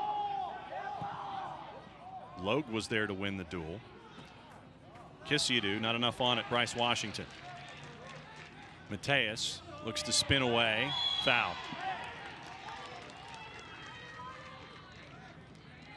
Foul on Breck Evans. Halfway through the 82nd. Mateus knew exactly what Leston Paul was doing. Leston Paul wearing the armband, getting a bit of a talking to from Joshua Belk.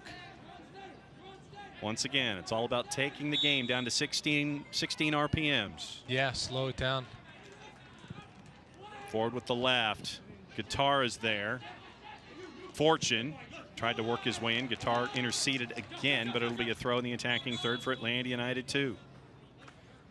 Looks like another substitution for Ben Pierman in Memphis 901. And that's going to be the night for Laurent Kisiadou after 82 minutes.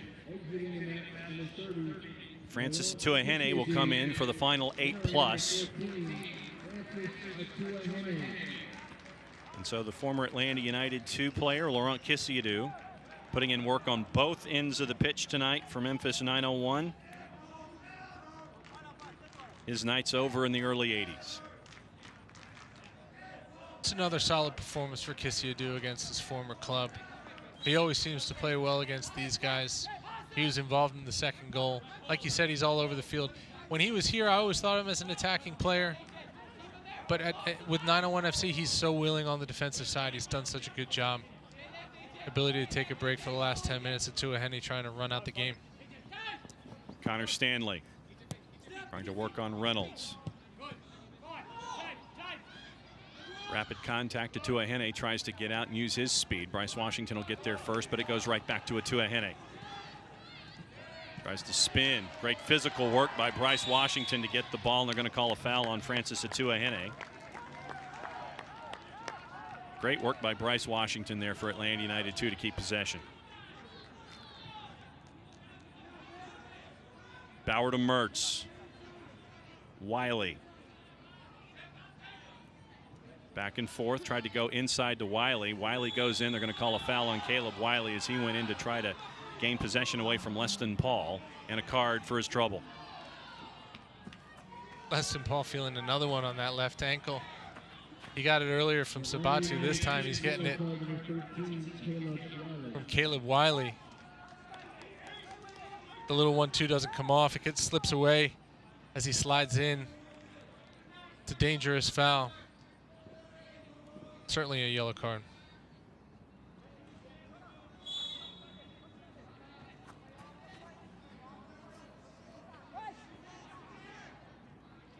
Second yellow on the season for Caleb Wiley.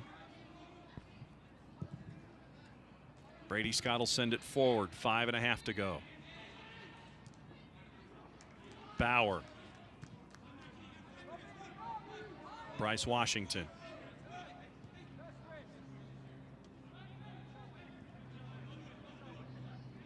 Remember, we're playing 10v10 after what happened at the end of the first half. Mark Segbers and Matias Benitez each were sent off after they got into it on the touchline on a throw-in for Memphis 901. Joshua Belk saw fit to give each one a red card, so that's why we're at 10v10.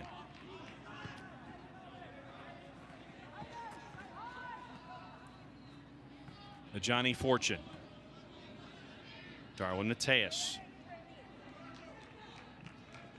Looking for McFadden. McFadden bumped off of it by Zach Carroll, but McFadden keeps possession. Well done there. Carroll's had a good night. He's led the team. He's pulled everybody together in the back. Won his challenges. He's about 10 minutes or so away from another solid performance. Touch from Michael Salazar, ended up with a throw for Atlanta United 2. Memphis 901. Line of 5. Robbie Mertz looking to drive. On Gonzalez, give to Fortune. Fortune with a little space, tries to send it into the 6. Well done there to get in the way by Memphis 901. Atuahene with a head of steam. Can Chris Allen keep him from getting it? Josh Bauer will first. It'll go all the way back to Alec Can. A lot of steam on that, but it'll be kept in. It was a great clearance by Breck Evans on the other side. More of an angled cross toward the back post. He's able to make the clearance. Mateus looked to turn twice. Carroll pushes him off the ball. He loses a shoe. No call there from Joshua Belk. just sent into the corner. Bauer waits for it to go out before the throw.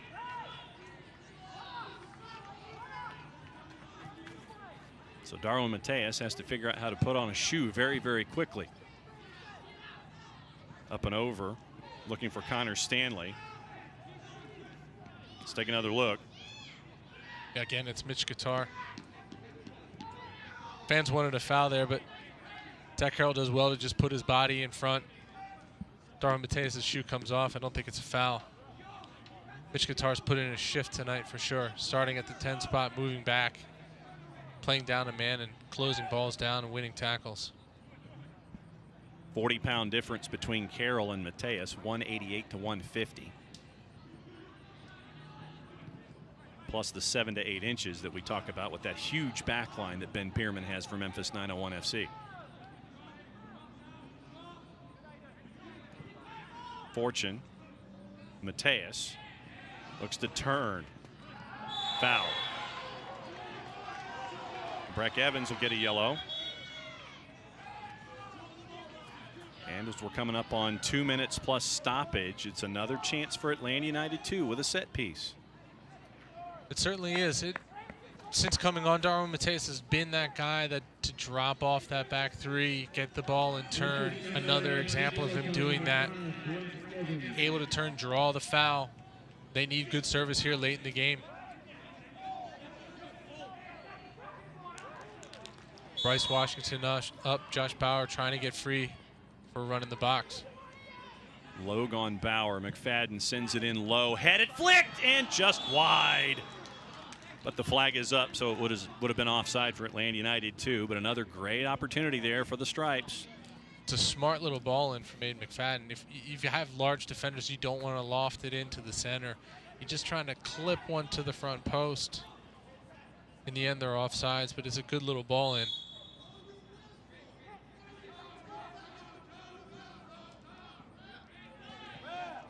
And as we mentioned, Brady Scott takes a little time, sends it forward. Over a Johnny Fortune, Caleb Wiley will get there. Mitch Guitar in pursuit. Long ball to Robbie Mertz. Mertz looking to drive, cuts it back, sends it in, chipped with the right, up and over, defended up in the air. Breck Evans got there first. Brady Scott will track it down.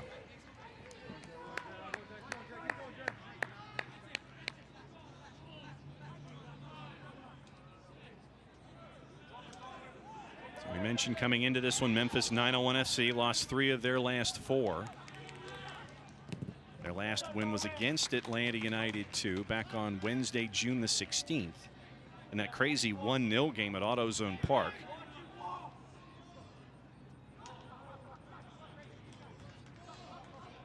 So let's see what happens here. Alec Can will track it down. See how much time is added. There's been lots of subs. There's been a goal. You think there might be up to 4 minutes. Robbie Mertz keeps possession, drives on Carroll. Guts past Guitar, leaves to Gonzalez. Connor Stanley cuts it back, and the flag is up. 4 minutes added. You were right on. It's almost like you played the game. Yeah, I thought they got shortchanged in the first half with there only being 2, but 4 minutes sounds about right. I think they're going to have another opportunity. That one, another one just offsides, but it's good running by Robbie Mertz.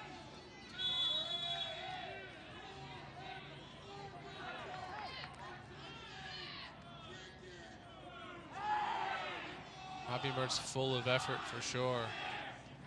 Can they add a little bit of quality on the end of something here in the last few minutes of the game? And the 17s in attendance here at the Proving Ground, counting Brady Scott along to make sure that he's within the proper time frame to release the ball back into play. Trying to send Aiden McFadden into a corner. He tracks it down. Breck Evans was there. Reynolds was there. Deflected. Mateus. And they're going to call a handball on Mateus at the top of the box. That's unlucky. He makes a good run. Aiden McFadden picks him out as he's trying to bring it down. It just pops up and hits his right hand. There's that size difference we were talking about.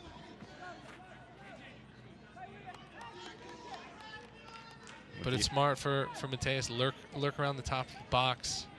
See Aiden McFadden, he just kind of picks him out at the top of the box. Not able to control it.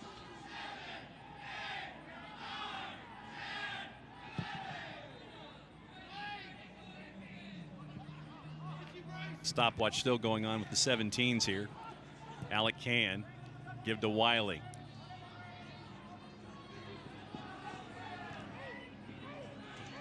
Up the channel to Robbie Mertz.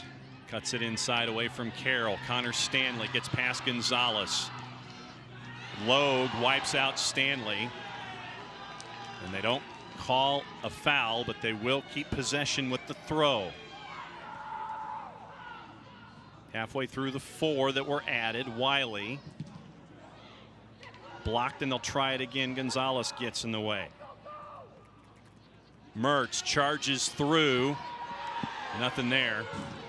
Will be another throw for Atlanta United too quickly. Johnny Fortune. Wiley back to Chris Allen. Looking for a little real estate to get away from Atuahene. Give to Wiley, who'll send it into the area. Knocked away, but it looks like Mateus will get there first. He will. McFadden will track it down. You've got about a minute and a half. Mateus looking to go on Reynolds. Down at the edge of the box. Is he inside or outside? Looks like it's just outside the area. Dangerous set piece here for Atlanta United too, with about a minute to go. I don't think it gets any closer than that. Just outside the box. Mateus cuts it back to his left. Ooh, I don't know. It is a penalty. They're changing the penalty. Joshua Belt changes it after consultation. In the end, it's the right call. The replay shows it very, very clearly. He's just inside the box. Certainly a penalty kick.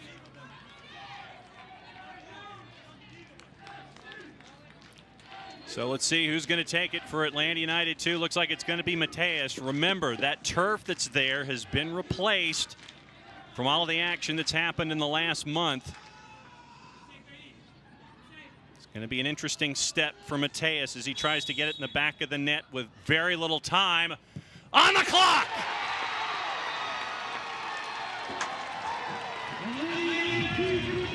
Darwin Mateus earns the penalty at the edge of the area, puts it in the back of the net past Brady Scott, and it looks like it's going to be a shared result at the fraction tonight. There's a little junior Joseph Martinez hop on the penalty there, sending the goalkeeper to the right, passing it to the other side of the goal. I really think he deserves this as well. He came on as a sub. Just a little hop there to make the goalkeeper lean, and he puts it in the corner. Since coming on, I said when he came on, I think he's created the most chances for Atlanta United so far this year. He was doing exactly what I said. He has to operate in front of those center backs, cutting in on his left foot, been extremely dangerous, won a couple of fouls. Referee changed the call from outside of the box to in, and deservedly so. Darwin Mateus finishes the penalty for another 2-2 tie potentially here. Sent long and up over. Josh Bauer closes it down. One more chance for Memphis 901. Guitar, poke, and out of the box. They're going to try it again. Can Memphis 901 try to get a PK? No. Carroll sends it up into the air. Leston Paul tried to earn a penalty shout. Didn't happen, and that'll do it.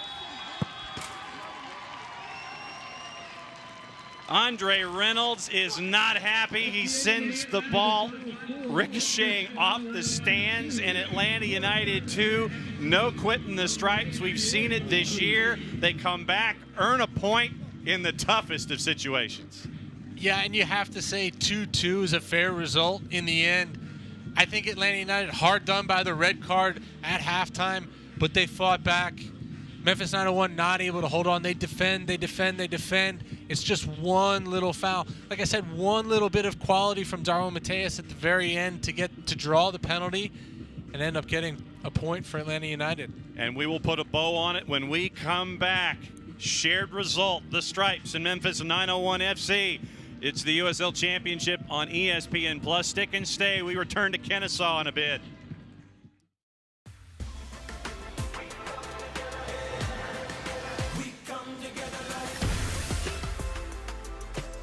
BB&T and SunTrust are now Truist, together for better. Los accidentes suceden sin avisar y conseguir el tratamiento médico que usted o un familiar merece puede resultar difícil si no cuenta con la ayuda de un buen abogado. Por eso nos dedicamos a pelear por sus derechos, asegurándonos que usted no solo reciba la compensación que merece, sino que también reciba la mejor atención médica. Le atendemos en español. 404-888-8888. Bader Law Firm, comprometidos con usted y su familia.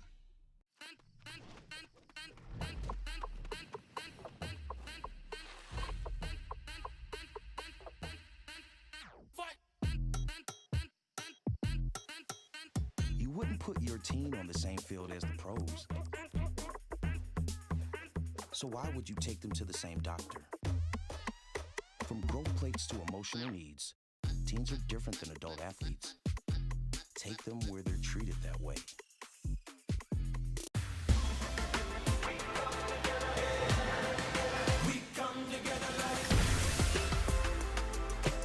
BB&T and SunTrust are now truest, together for better.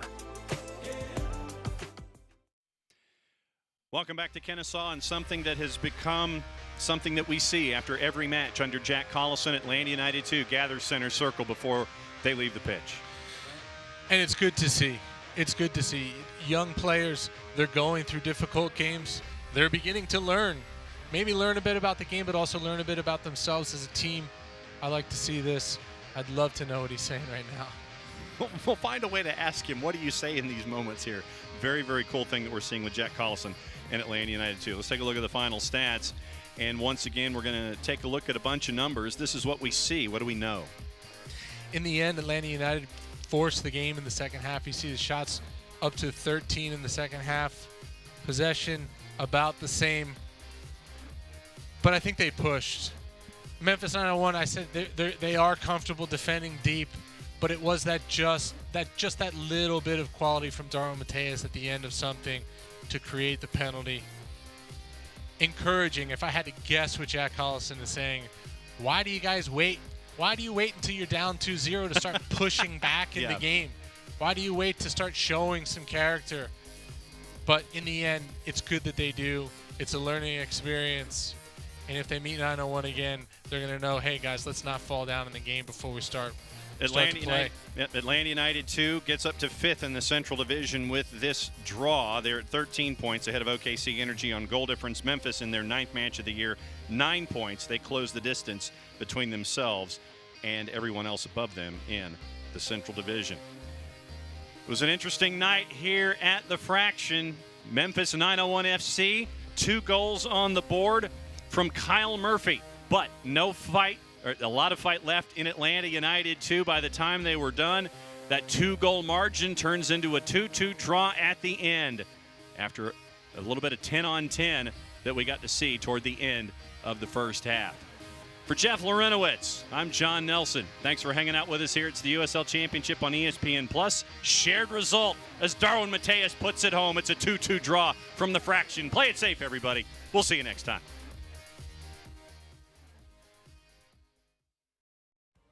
This copyrighted telecast of the United Soccer League Championship cannot be retransmitted, rebroadcast, or reproduced without the expressed written consent of the United Soccer League Championship.